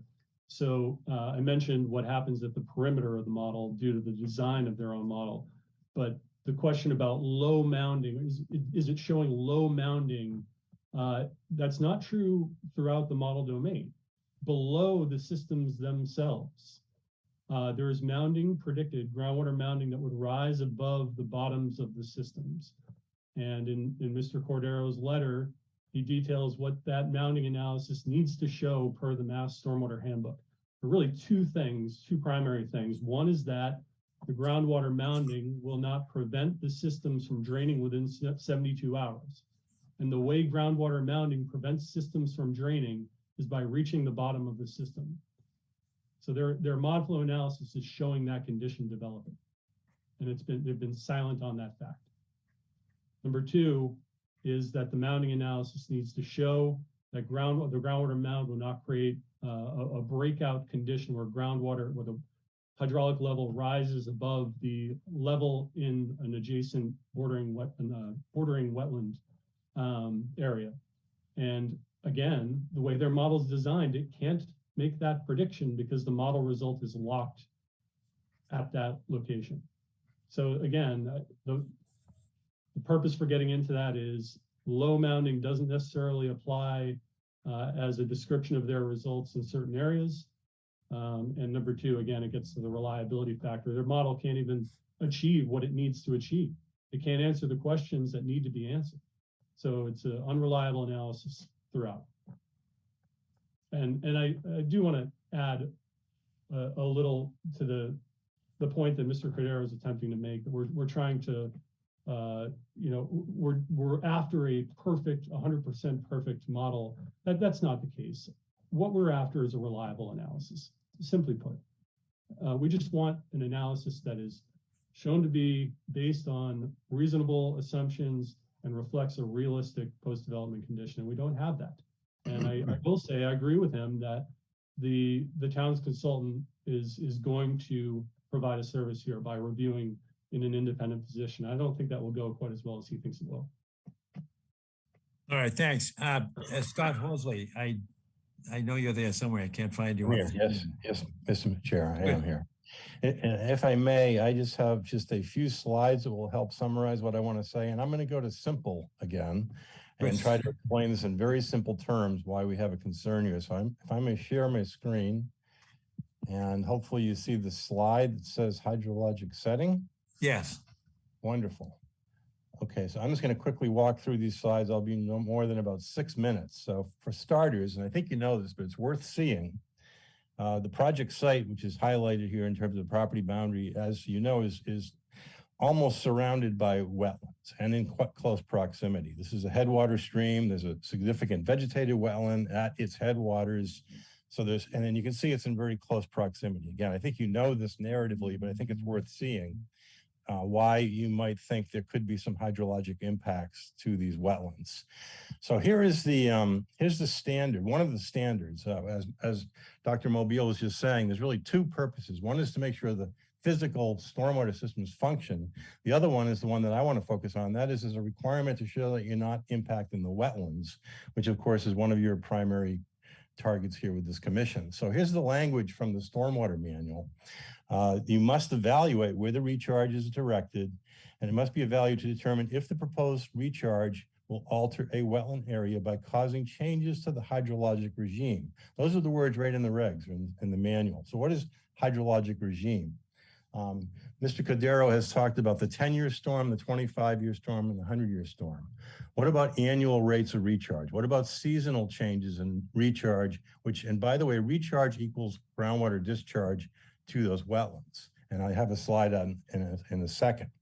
Under current conditions, this is the site. As we've heard, these are tight soils, glacial till soils. In fact, the prior engineer described them as very challenging soils to work with. That was the cell engineer who's testified at some of the meetings before they were no longer on the project. What Dr. Rosine's model of the site shows I want you to remember this number here, 4.7 inches per year recharge. Under current conditions, that's how much water is going into the ground on the site. Here's the project as designed. And as we've heard tonight, there's a lot of impervious area, about 4 acres, more than half the site. That runoff from those impervious areas are going to go into a series of recharge systems. And the number is going to go up to 31 inches per year as opposed to 4.7. So significantly a higher volume of water going into the ground. Here's one of the images from the groundwater model. This is a water, you can see the infiltration systems in the back here, these kind of grid systems. Canton Ave is over here. Here's the stream, which I've highlighted so you can read it a little bit better. And this is a groundwater map from the mod flow results. It shows the groundwater from the site going to the stream, which is what we'd expect. So therefore, if you increase the amount of recharge on the property, which clearly is happening, you increase the amount of groundwater flow towards the stream, which hydrologically alters the stream. Here's a simple picture.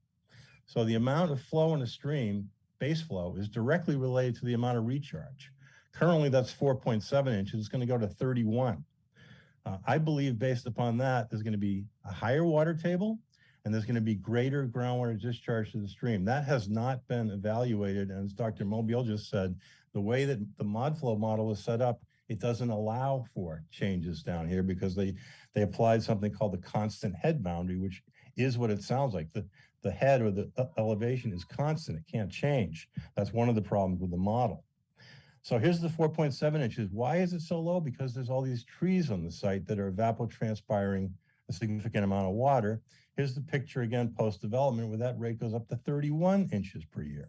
So a lot more water going into the subsurface. And this shows three conditions. And here's the dashed line is the existing water table, which as I think Mr. Cordero said, is very shallow, within a couple feet of the land surface. To accommodate that, they've raised up the site, as Attorney Corcoran was mentioning, significantly. But as a result of the increased recharge rate, the water table is going to come up, which is this higher solid line. On top of that is the groundwater mounting that occurs during specific storm events, like the 10-year and 25-year. They have modeled these mounds using both mod flow and using hand tush. And as Dr. Mobile says, and I've shown it here, one of their models shows the mound coming up into the system. If that happens, the system cannot function. That's a hydraulic failure of the system. That's what the mod flow model shows in at least one instance. But what they have not modeled is this intermediate condition, which is the result of that increased annual recharge. So again, here's the standard. And I don't believe this information has been provided yet. And again, I'd urge you, one reference for sure is Mass DEP's handbook for conservation commissions. There's a whole chapter on hydrologic regime.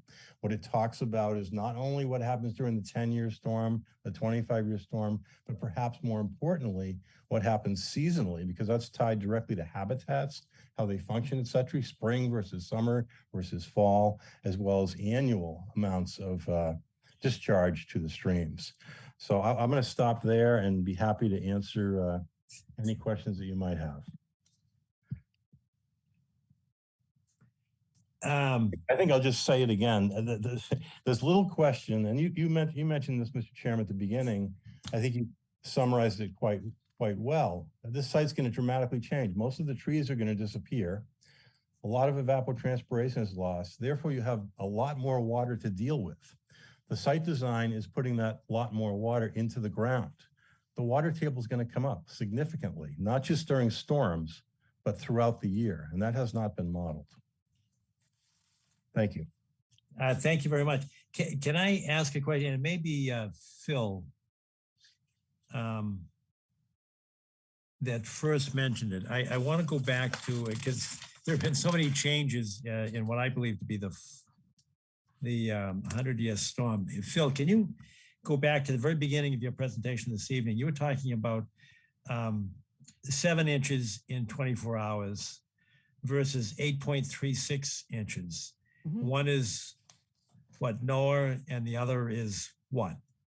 Technical paper 40, TP 40, which are the precipitation values for the United States recognized right now in the Mass DEP regulations. And that's 8.36 for 100 years? Technical paper 40 is 7.1 inches. NOAA 14 is 8.36 inches. And the analysis that was provided is based on the 8.36 inches, so the increased precipitation values. All right. And NOAA is what, 14? Is the, yes. article? It's NOAA Atlas 14. Got it. Thank you very much. I appreciate that.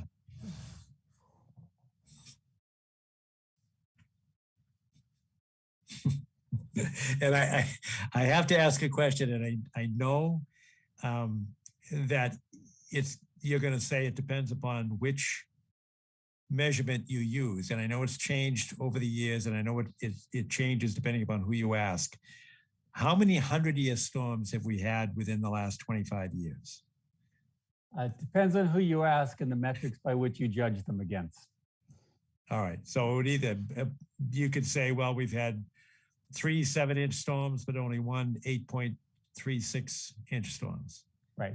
Some could argue both ways. We just had the storms that rolled through the last couple of weeks. We've had some pretty high intensity rainfall events down where I am in Rehoboth, for example. I think they had almost 7 inches. So by some standard, that's a 100-year storm for them, and that occurred over a very short period of time during the day. So it depends on who you ask, Mr. Chairman, quite frankly. Good. All right. Thanks. I don't know if other commissions remember it, but we did have a dispute or a discussion about that about 5 years ago. John, could I just mention that in March 2015, in 2 days, Blue Hill got 9.4 inches of rain. Wow, that's a lot of rain. Yeah, that was the biggest storm I can remember around here. Rain only. Right, but what happens because it was 48 hours instead of 24 hours? What is that, a 100-year storm or not? I think it was the same storm, but I don't know the answer. All right. You have to look at the distribution of the rainfall, right? Because the daily charts reported over 24 hours, but if it's condensed periods, it changes the dynamics of it. All right. Well, I'll tell you the reason I asked the question. Part of it's just curiosity, but it's also just in the last 4 or 5 months, I personally have been asked a number of times, what is the Conservation Commission doing about climate change? I mean, are you addressing it? Are you aware of it? Are your standards changing? Are your questions, your permitting standards changing? And I've not had a real good answer for the people that have asked the question. We're aware of it. We're sensitive to it.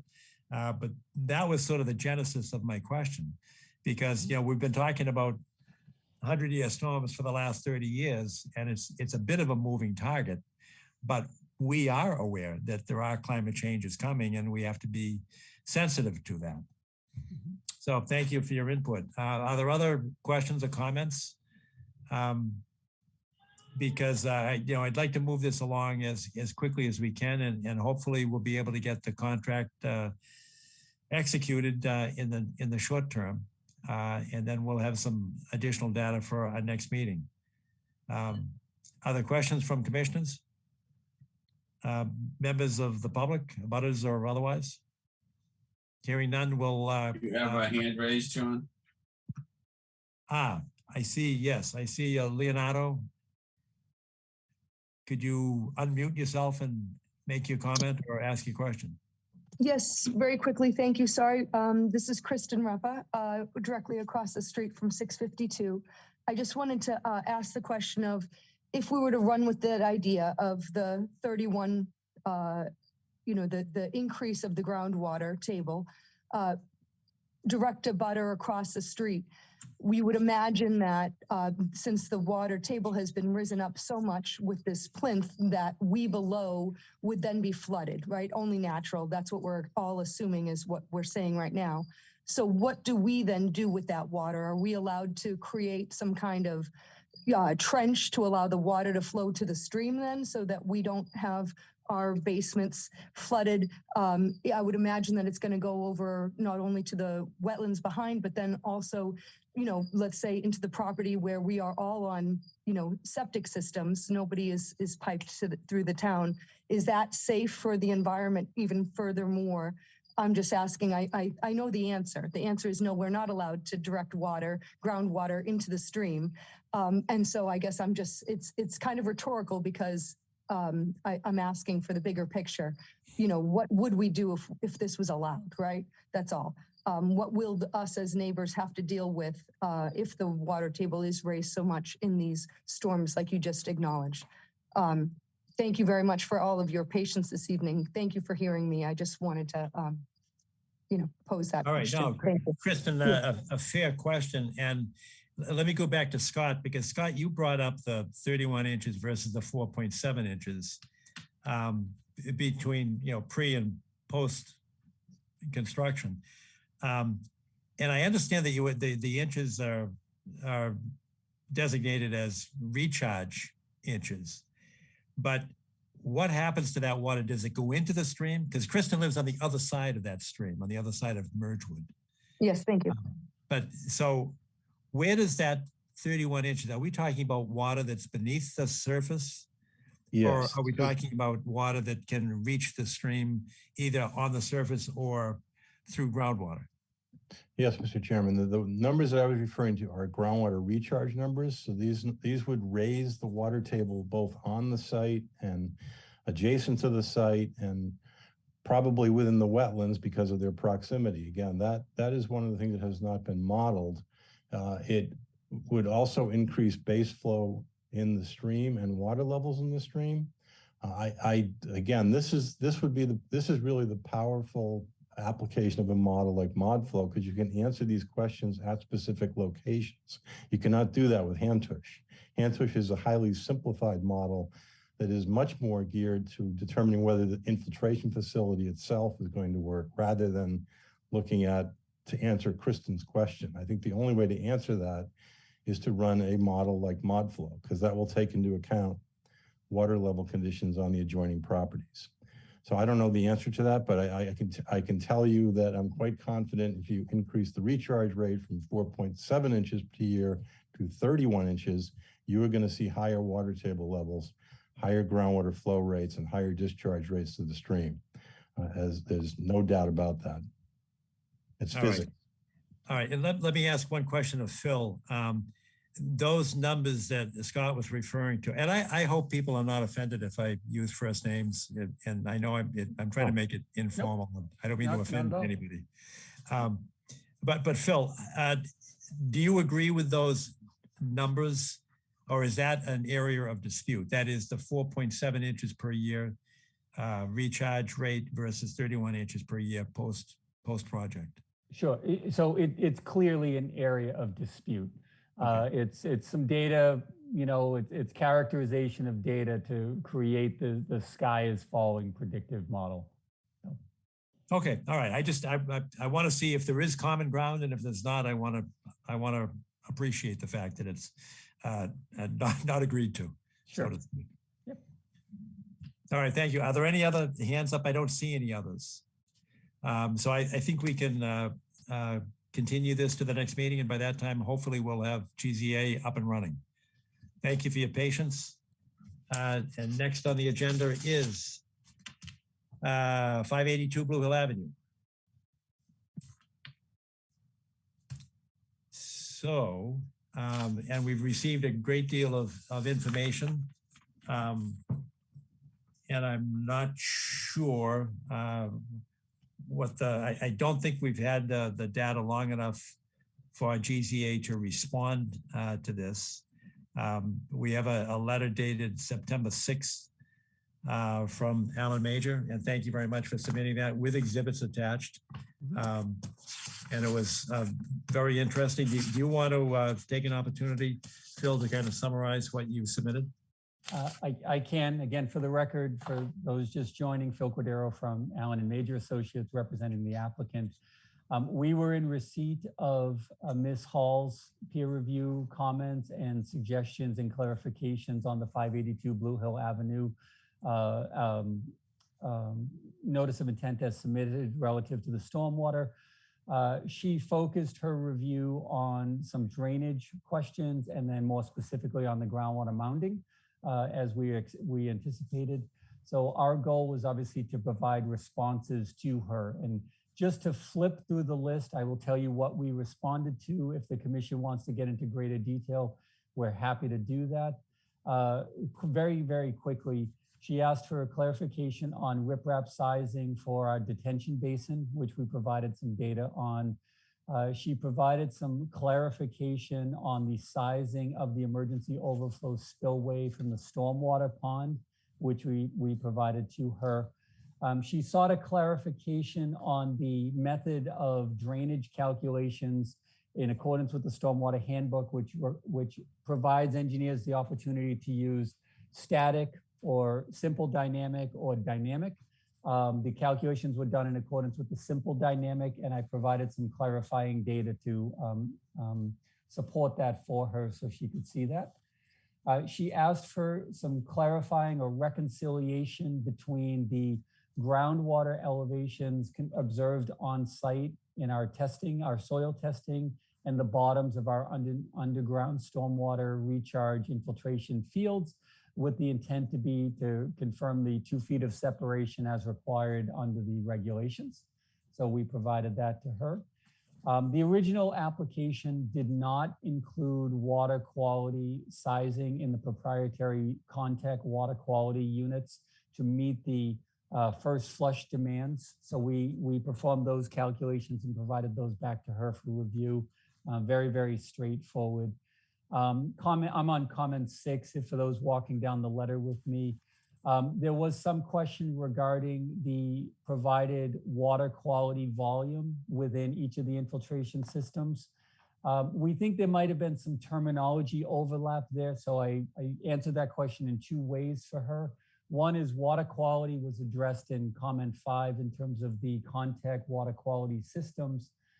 We believe she might have been referring to recharge storage volume, and we provided those within each infiltration system in tabular format for her to confirm, and appended to the back of the report were the actual data sheets from the HydroCAD drainage analysis for her to verify that data. Comment number 7, she makes note regarding the retaining walls that are be constructed nearby one of our infiltration systems. And we responded, we have not designed those to date, but they will be designed to make sure they hydrostatically resist any water pressures behind the wall, and certainly be equipped with an impermeable liner so we don't have water bleeding through the wall. So we attested to that for her benefit. She made reference for verification that our infiltration systems meet the setbacks prescribed by the Stormwater Management Handbook, which we outlined those, and they certainly do meet those setbacks. And that's under response 7. In comment 8, she was looking for clarification because there was revised mounding calculations. So there were the originating mounding calculations and then revisions based on comments. Both of those were submitted through the notice of intent. She was just confirming which one was more accurate.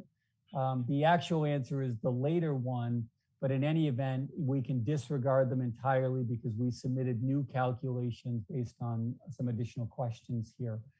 Comment 8A, she asked us to make sure that the mounding analysis calculations used a particular rate of flow, which we had accommodated in the later revision, and we continue to accommodate here today. We also went through and confirmed the saturated thickness of soil, and that was done by having some borings done on the property, and that gave us some new data points, so we were able to utilize different saturated thicknesses for our Hantouche calculations. Comment 8B confirmed that we were still amenable to using the recommended specific yield rate as recommended by Dr. Horsley and Mr. Cheshire during the ZBA process for the soils that are on site, and we have no problem with that. The Hantouche calculations continue to utilize that.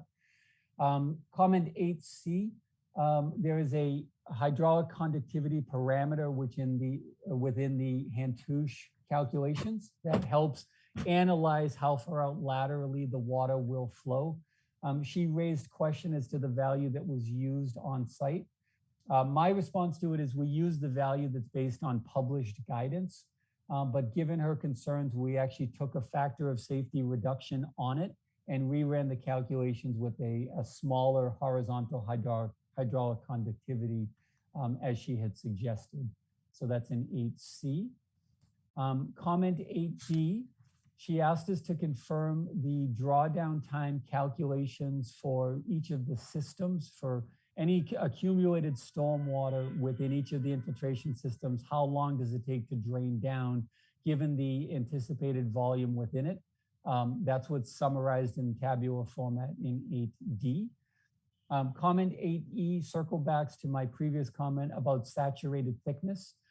Ms. Hall made reference to the potentially improper use about 20 feet, and it was not supported with data. Our on-site soil testing, the boring logs of which are appended to the report for verification, we're able to comfortably use 17 feet in the revised Hantouche calculations. So that has been reflected. And then comment 8F, she asked us to graphically depict the cumulative groundwater mounding because we have systems on site, meaning does one system impact the other? So what we did in this situation, just to reference the graphic that is also at the end of the report, is using the Hantouche calculations.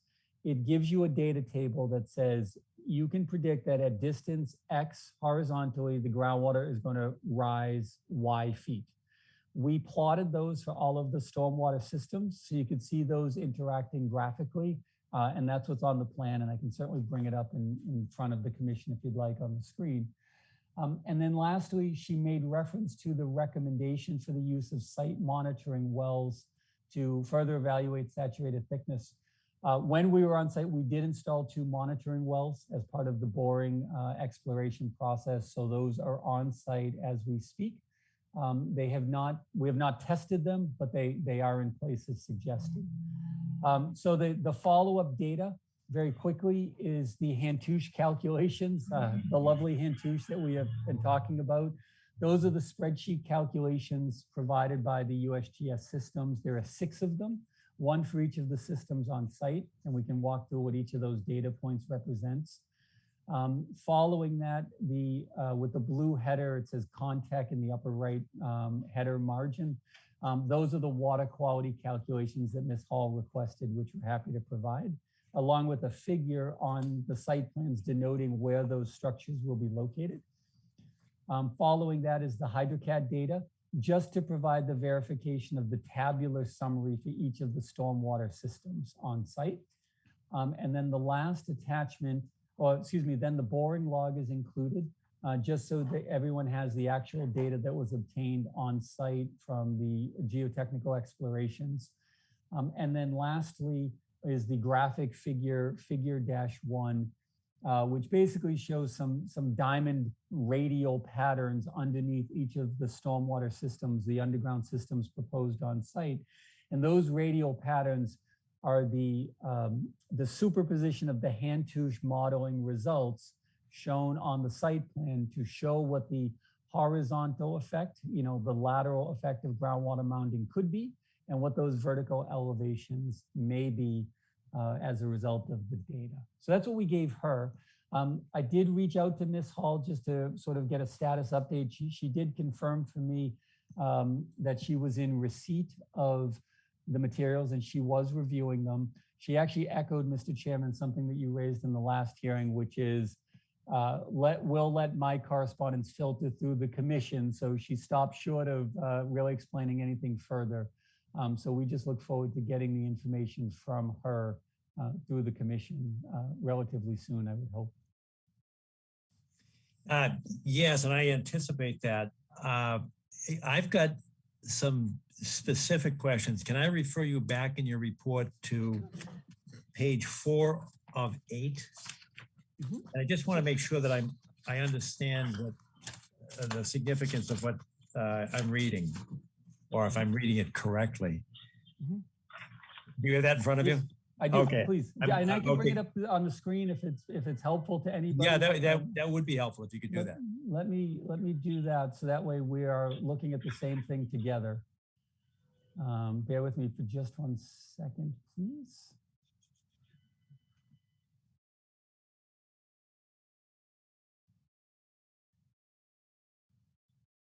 Page 4, okay.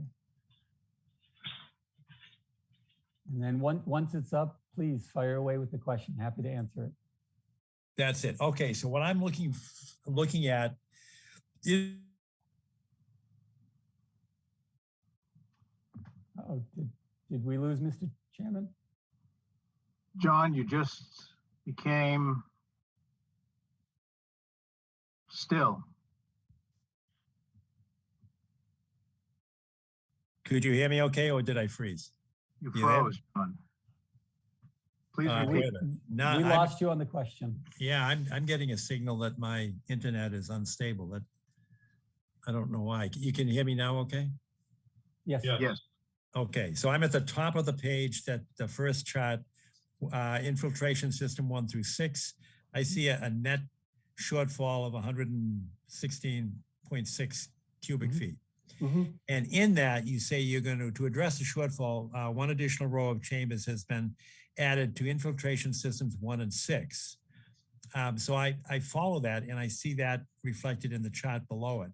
But I'm looking at infiltration system number 2, and I see a shortfall there that's not addressed. So the before and after are the same. And my question is, why can't you add, is it a space limitation, or why can't you fix that one? Yeah, we added them where the space was most beneficial to us. So in order to meet the standard, it is an aggregate number. So we need to meet it in totality for the site, even if not at specific locations.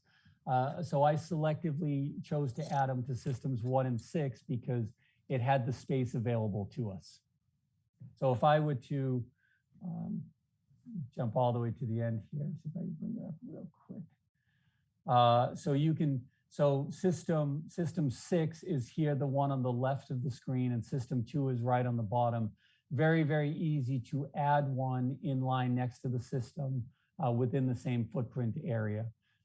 System 2 is right here next to the property line. We could have added one additional row to that one. It was just really just a space exercise more than anything. All right, but I look at the what I call a fix in the second chart, and I'm looking at system 2 and system 5, and I still see a shortfall there.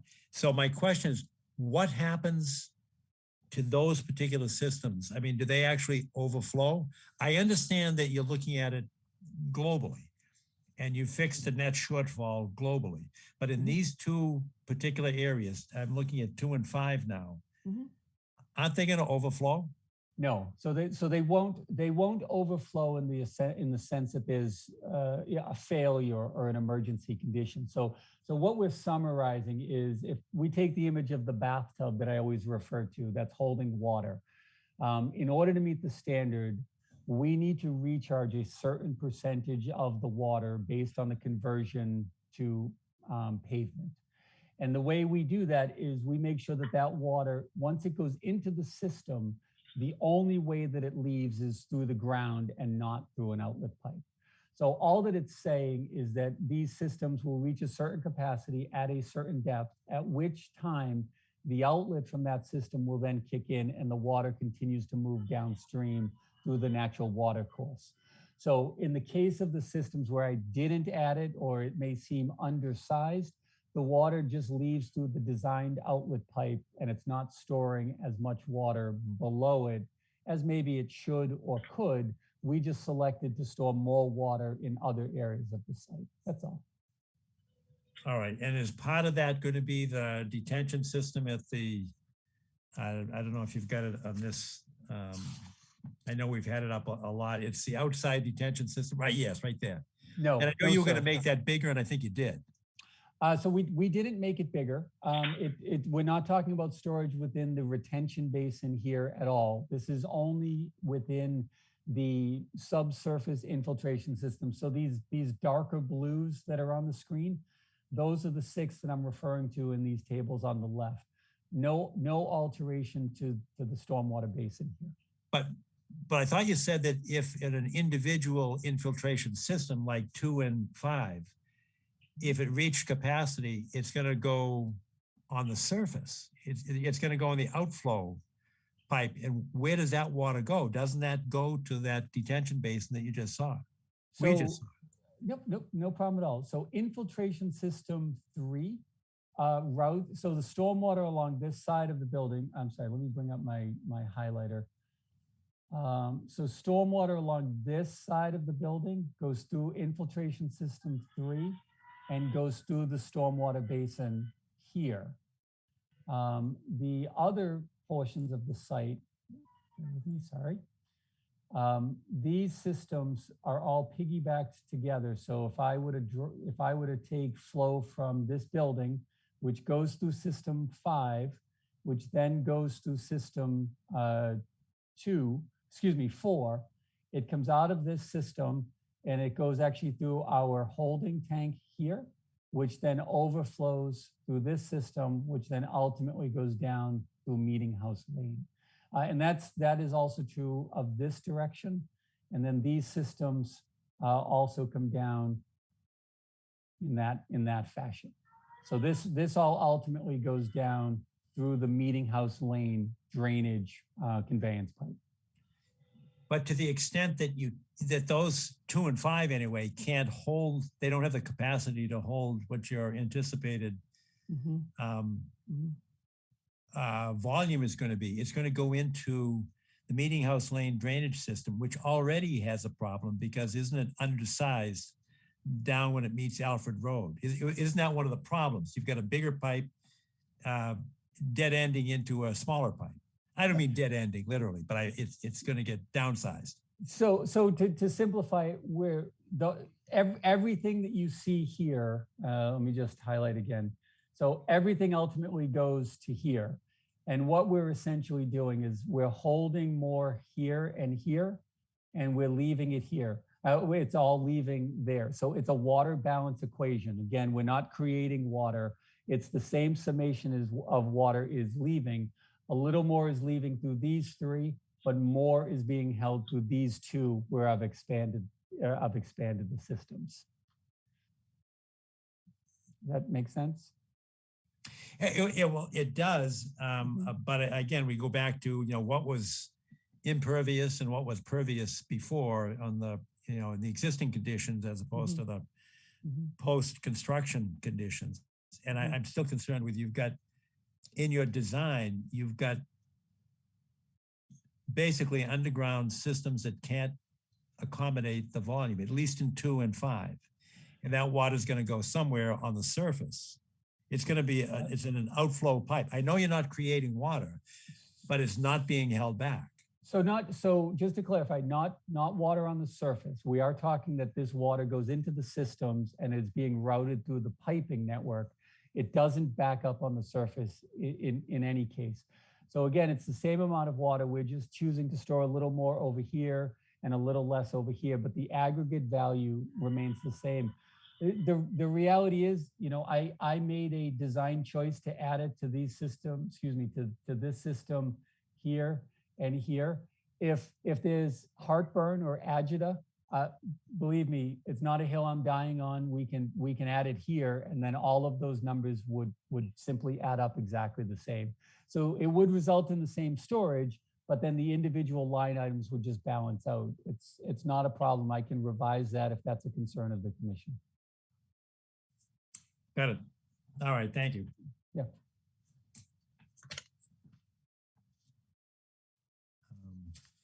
And let me, in your comment I'm on page 5 of 8.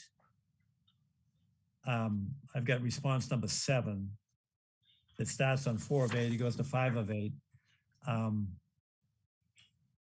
And the concern was about the presence of temporary hydrostatic pressure behind the water. Wall, behind the wall. I'm 4 lines down on that paragraph. That first large paragraph that's in the bolded print. You see where I am? I'm actually drawing on my screen, but I'm following you. Yes, go ahead, sir. Okay, now at the end of that same paragraph, it said, it is a design team's opinion that the retaining wall can be adequately constructed as shown on the site development drawings. Yes, sir. And I just took a note and it said, that sounds like argument by assertion. Like, don't worry about it, we'll take care of it. That doesn't sound like an engineering response. Okay, I can give you the engineering response, which is we have a retaining wall here that does need to be designed. It will be designed by a structural engineer, and when they design it, it takes into account the loading that's behind it, including the fact that there is temporary placement of water behind it when these systems fill up, so there's a surcharging condition. They will factor that into their design. And we will make sure that that meets the standard. I guess what I'm suggesting through that comment is we didn't design it today. We're not engaging the structural engineer to confirm that wall as we sit here today. But if the project moves forward, then we have to have it designed. We'll have a stamped set of drawings prepared for it, reconciling everything that's out there. And it has to go through building permit review, because it will require a building permit given its height. So that data will all be on record with the town in due course. We just don't have it today. Understood.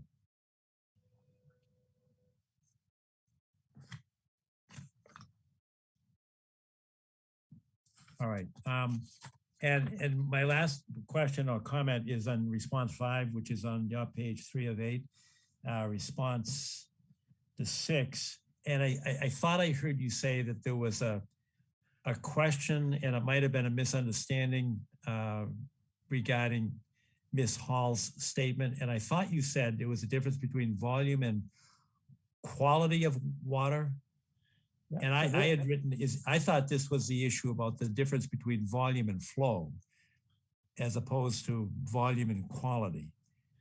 I might have misheard you when you were talking about that. No, it's no problem at all. And, we wanted to get clarification from Ms. Hall on it. I'm sure she will confirm it for us. So what you'll note here, highlighting quickly, comment 6, she makes reference, quote, the application's calculations do not sufficiently demonstrate that the calculated water quality volume is provided within each infiltration system below the system's outlet pipe. We recommend the applicant revise and resubmit their calculations. So we think that she may have just mixed a couple of bits of terminology there. So what you and I, Mr. Chair, were just discussing a moment ago is the required storage volume within an infiltration system below the outlet pipe. And you can clearly see in her note that she's referencing the infiltration system below the system's outlet pipe. And those are the calculations you and I just went through. The water quality volume is entirely different. What that means is that our stormwater management system is required to adequately treat, in this case, the first 1/2 inch of water runoff for the removal of pollutants and sediments. So in this case, we are using, and you can see them on the other screen highlighted with the red circle. We're using Contech water quality devices. Those are proprietary separators. We actually had a pretty robust discussion about them during our first hearing, and those remove the pollutants and the sediments. Those have to be sized to make sure that they handle that 1 inch, or excuse me, that 1/2 inch of water without bypassing. So there's no release of water that goes by untreated. So we think she may have been referring to that, in which case we provided both calculations. So we hedged our bets to make sure we gave her the data she wants. But I really think what she was looking at was the infiltration storage calculation. And because of the way I verified it, found that there was a deficiency, which you picked up on, I think she may have seen the same and wanted that verified. All right. I just didn't, it sounded like there was sort of a mixing of terms, but Yeah, what well, I thought it was that, and I think that in one of our earlier meetings that there was some discussion from the loyal opposition about the difference between rate and flow.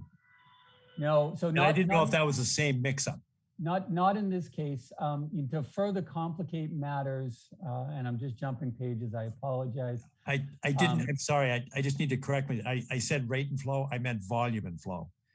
Was the original discussion we had, I think.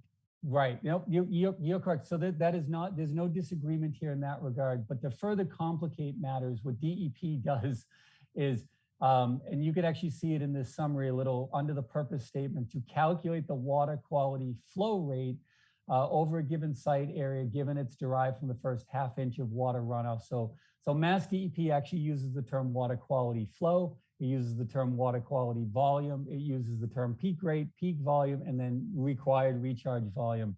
So we think it's just a jumbling of different terms, but we hope at the end of the day, I'm confident at the end of the day, she has what she asked for in confirmation of the design. Got it. All right. Thank you very much. That helps me. And I didn't mean to take so much time. I apologize to other commissioners. I invite others to ask questions and make comments. I have a question about page 7 of the Cordero letter. Here on page 7, and as elsewhere, this term saturated thickness is used as if it's a soil property. And there's some disagreement about what figure should be used as a depth. And I really have no clue what it means. I just would like to hear somebody say, what is saturated thickness? And does it show up in the soil borings at the end of the package? So I'm just wondering if I might have a figure nearby to try to answer it. Maybe I'll look for it as we continue our discussion. It's the air. Well, in this case, what I can do is if we go through all of the questions, Dr. Horsley is well suited to answer the question. And he might have a figure at his fingertips too that I don't. So if you want to pin that one, and when we open it up, he can salvage that. Sure. Yeah. Should I respond to that, Mr. Chair?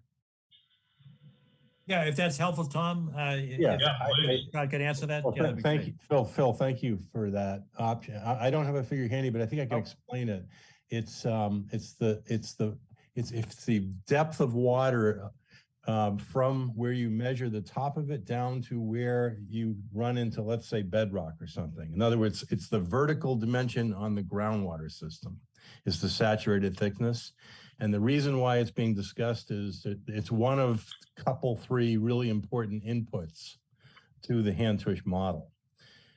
So that's why it has been discussed. And I was pleased to see that Ms. Hall agreed with my earlier comments that both the saturated thickness and the hydraulic conductivity were things that deserved a closer look. If I may, while I have the floor just for a second, my only question on this, and I'm sure Ms. Hall is going to look at this, is I'm not sure the applicant is proposing to go from what they had used before, a 20-foot saturated thickness, down to a 17. And I frankly, to your question, who just asked the question? I'm sorry, I forget your name. Tom Palmer. Tom, yes, Tom. I don't see the evidence for it in the boring logs. Maybe perhaps, Phil, you would describe it. I do see that there are several of the boring logs are 17 feet deep, but the saturated thickness would be the 17 minus whatever water level you find in that test pit, or excuse me, in that boring. So that's just simply a question. I don't see how the 17 foot of saturated thickness, because it is not the overall depth of the well, it's the amount of water standing in the well. And then secondly, the other variable, the hydraulic conductivity, which is a very important input, I had originally suggested, and Ms. Hall agreed, that the best way to do it is an on-site permeability test. And I think I heard Phil say tonight that there are a couple wells that were on the property, installed on the property.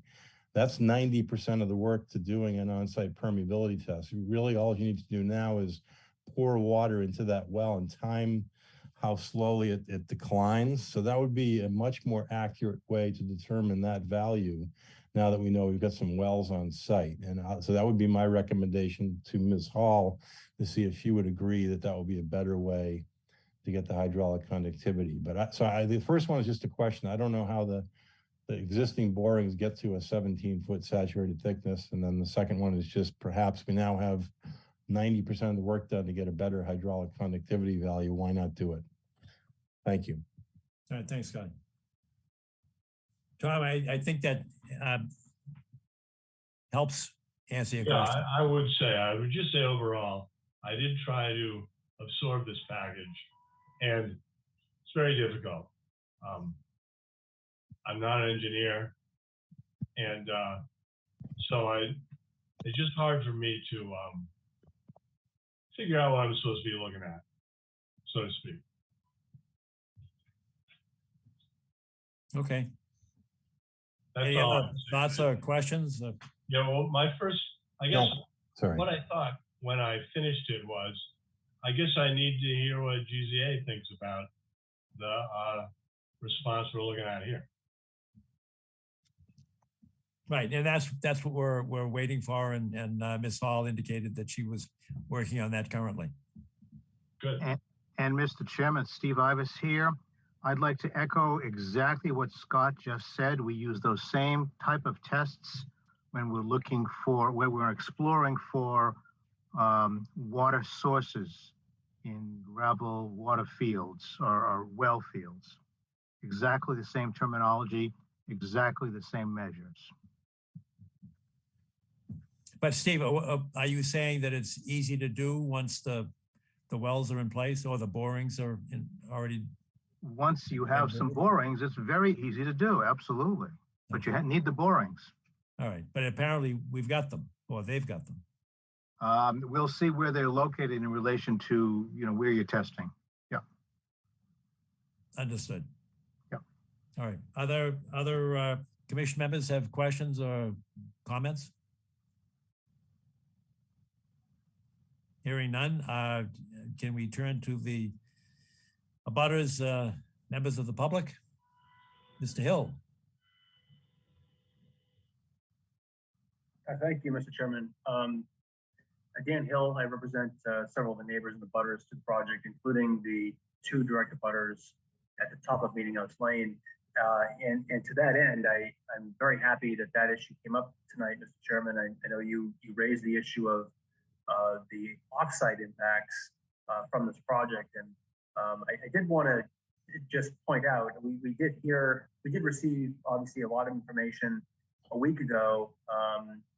We actually just got it tonight, but I know the applicant supplied this 64-page report on September 7th. We're going to need some time to absorb that, obviously, and Scott and John Chestia will be looking at this very closely. From my reading of the materials quickly today, it seems like they've addressed or attempted to address a lot of the mounding questions that we had. But I did want to stress that there's probably 5 or 6 other very important issues with this project within this commission's jurisdiction that have not yet been addressed. And so if I could, Mr. Chairman, just outline those issues that summarize them, that Mr. Chesty and Mr. Horsley have raised back in their comment letters in March. And I just want to do that because I'm afraid they're going to get lost in the focus on groundwater mounding. The main, let me just start with the groundwater impacts. We've talked about groundwater mounding, but one of the biggest concerns that we had during the zoning board process was the shallow groundwater elevations in relation to the foundations of the building. The parking garage at the building that's close to Blue Hill Ave is going to have an elevation of 111 feet. That's 12 feet below the groundwater elevation. So you're going to have, in our view, a real problem unless you dewater this area and lower the groundwater elevation prior to construction. There's been no discussion of that by the applicant to date. Presumably there'll be a foundation drain that will be installed at this location, but that really needs to be designed now because you've got infiltration systems all around the site, as you saw on the plan that Phil just showed you. This foundation drain has to be located sufficiently away from the infiltration systems, otherwise the water will back up into the foundation drain and defeat the whole purpose of it. So that is, I think, something that the commission should be looking at and asking for details during this hearing. The construction management planning of this project has been woefully inadequate to date. We had been asking for information and details on this during the zoning board process, and the town never got a true comprehensive construction management plan. What it got was an outline of what a plan would look like. But this commission really should be looking at the construction management details. It's not just for Wetland Protection Act, it's actually a requirement of the MS4 permit. It's something that we're going to be talking about a lot more as this hearing goes forward. But the MS4 permit is applicable here because of the proposed discharge of the stormwater into the municipal storm system in Meeting House Lane. So that's something in addition that the board should, the commission should be asking for from the applicant. With respect to the offsite impacts, so we just discussed briefly this issue of the water going into the Meeting House Lane drain network, and I thought I heard Mr. Cordero basically imply that he's not creating more water. It's just basically moving water around differently than it exists today. But the truth is that the water that's entering the Meeting House Lane system at the top of the road, and that's shown as Breach 5R in their offsite drainage impact report, the water that's going into the top of Meeting House Lane is entering that system at rates much higher than existing conditions. So it's not that the volume of the water may be the same because the water is landing on the same site from rainfall events, but the rate of the flow is exponentially greater under future conditions, under the built condition versus the existing condition. And that isn't us saying that, that's the DeSalle-Burke offsite drainage report saying that. And it's indisputable that that's what their model is showing. And I'm not going to get into all the details of how the offsite infrastructure is inadequate, but just to suffice it to say, there's been very little analysis of this. Tetra Tech did not actually do a peer review of that report, and there's been basically no correct modeling done. The HydroCAD modeling that was performed is not the right model for this kind of system, as John Chesia had advised. The HydroCAD manual itself says it's not the appropriate model to model the offsite drainage impacts within a closed drain system. It's fine for surface open systems, but not for pipes. And then with respect to the stormwater management regs and the nonconformity with those regs, there still is not testing in the infiltration systems 2, 4, and 5. And in the response that Mr. Cordero provided on September 7th, I believe he kind of inferred that they can rely on nearby test pits, not necessarily the test pits that are located in the infiltration systems themselves. That's not actually good enough under the stormwater standards, and for good reason. This isn't just nitpicking. Water elevations change, even on small sites. Mr. Horsley can testify to that. And so you really need to have the test pits in the locations of the infiltration systems, which is even more important when you have a site with very shallow groundwater, as Mr. Cordero has conceded during this hearing. With respect to the retaining walls, the response that Mr. Cordero provided was that we're gonna design these walls later, and they're gonna be watertight. I respectfully would suggest that's not good enough. This is a confined site. You've got infiltration system number 3 within 10 feet of a retaining wall. It's several feet. The bottom of this retaining wall is several feet below the mounded groundwater levels of this project. There's going to be water up against this wall. These walls are not typically designed to hold back water. They're designed to hold back fill. Typically, walls would have leapholes to drain water. These walls are not going to have those. So there's some serious questions over the viability of this design with these walls so close to infiltration systems. That should really be addressed. And with respect to the setbacks, we disagree with the comment that there's no setback violation. The DEP handbook requires infiltration systems to be set back at least 100 feet from a 20% slope or greater. The slopes adjacent to these walls are almost vertical, and they go down to roughly a third, 33% grades. So there are slopes, very steep slopes, within 10 feet of these infiltration systems, which is not in compliance with the handbook. And then finally, on groundwater mounding, I'm going to reserve comment on this until we have a chance to review all the materials that were provided. But we will provide comments at the next meeting with Mr. Horsley. But our initial analysis was that the mounting analysis actually, their own mounting analysis actually showed breakout within the detention basin number 3. So I'm anxious to see how that has changed, if any, under the new analysis. But we'll be paying close attention to that as we go forward. So those are my comments for tonight, Mr. Chairman. And I just want to, I hope that the commission knows that there's a lot more big issues out there than just simply the mounting. That's still a big issue on this project as well as the Canton project. Understood. Valid points, and thank you very much for your presentation. Other questions, comments from either commissioners or members of the public? Because we're all looking at our watches. So we appreciate everyone's patience. And I look forward to a response from Mary Hall. I expect that to be well in hand by the next meeting. So with the assent of the applicant, we'll continue this to the October meeting. Yes, all right. Great. Thank you all very much for your patience and staying with it tonight. All right, so that will take us to the end of our agenda, I think, except for additional business. Yes, it does. Yes, John. All right. Steve, you want to go through that pretty quickly? Yes, I shall. Three items. First item, very quickly, we're waiting for some plans on Turner's Pond from Mr. Jackson, just for those people who are interested in that. Number 2, I believe in your package you have a plan for One Governor's Road. There was a request for a change to that plan. I'm not sure if you need to decide it's a minimal change and then allow the change or not tonight. Do you want to take some votes on that?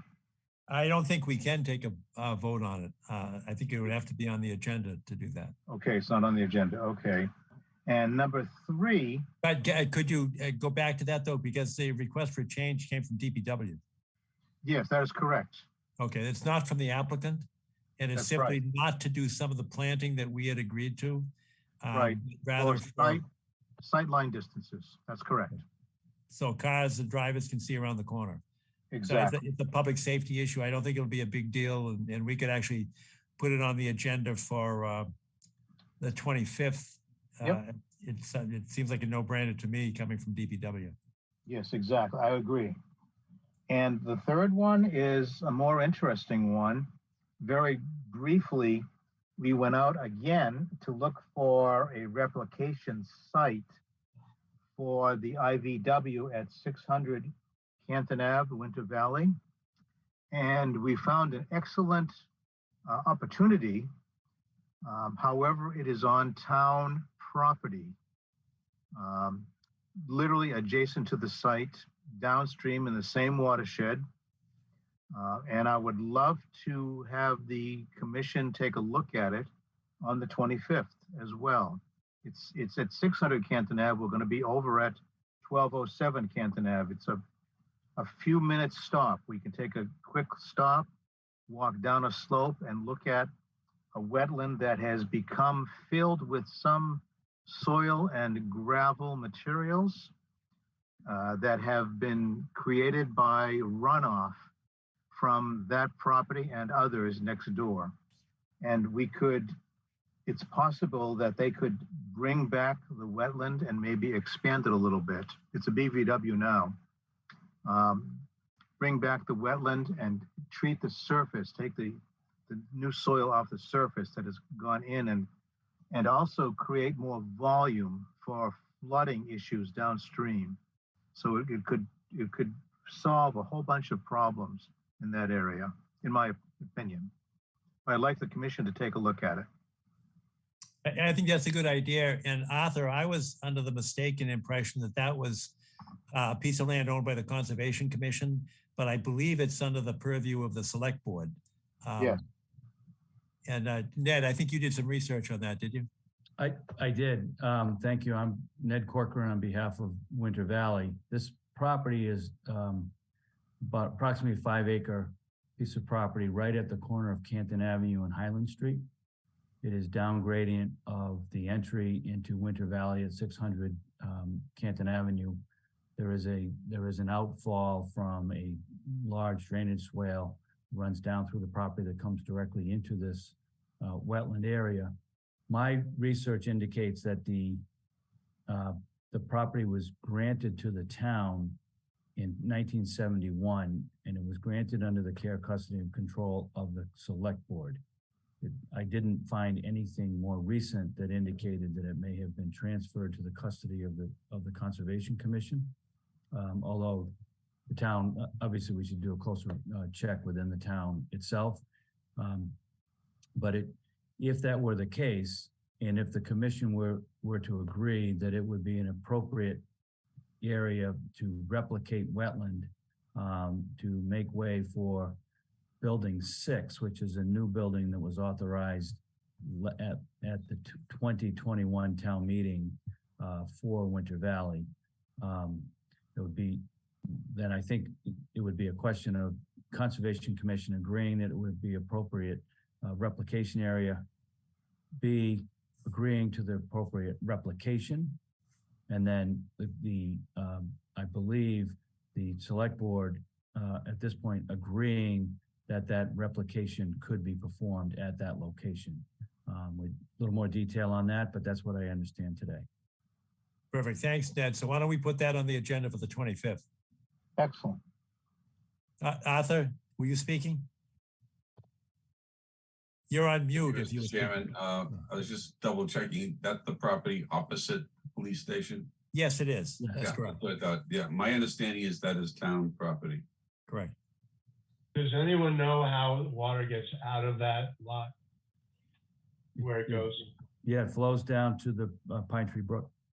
Yes. How? Through Wendell Park. Through Wendell Park. It doesn't go to across the police station.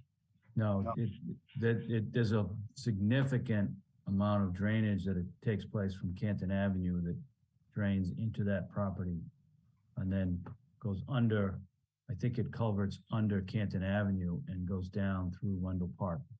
Yes.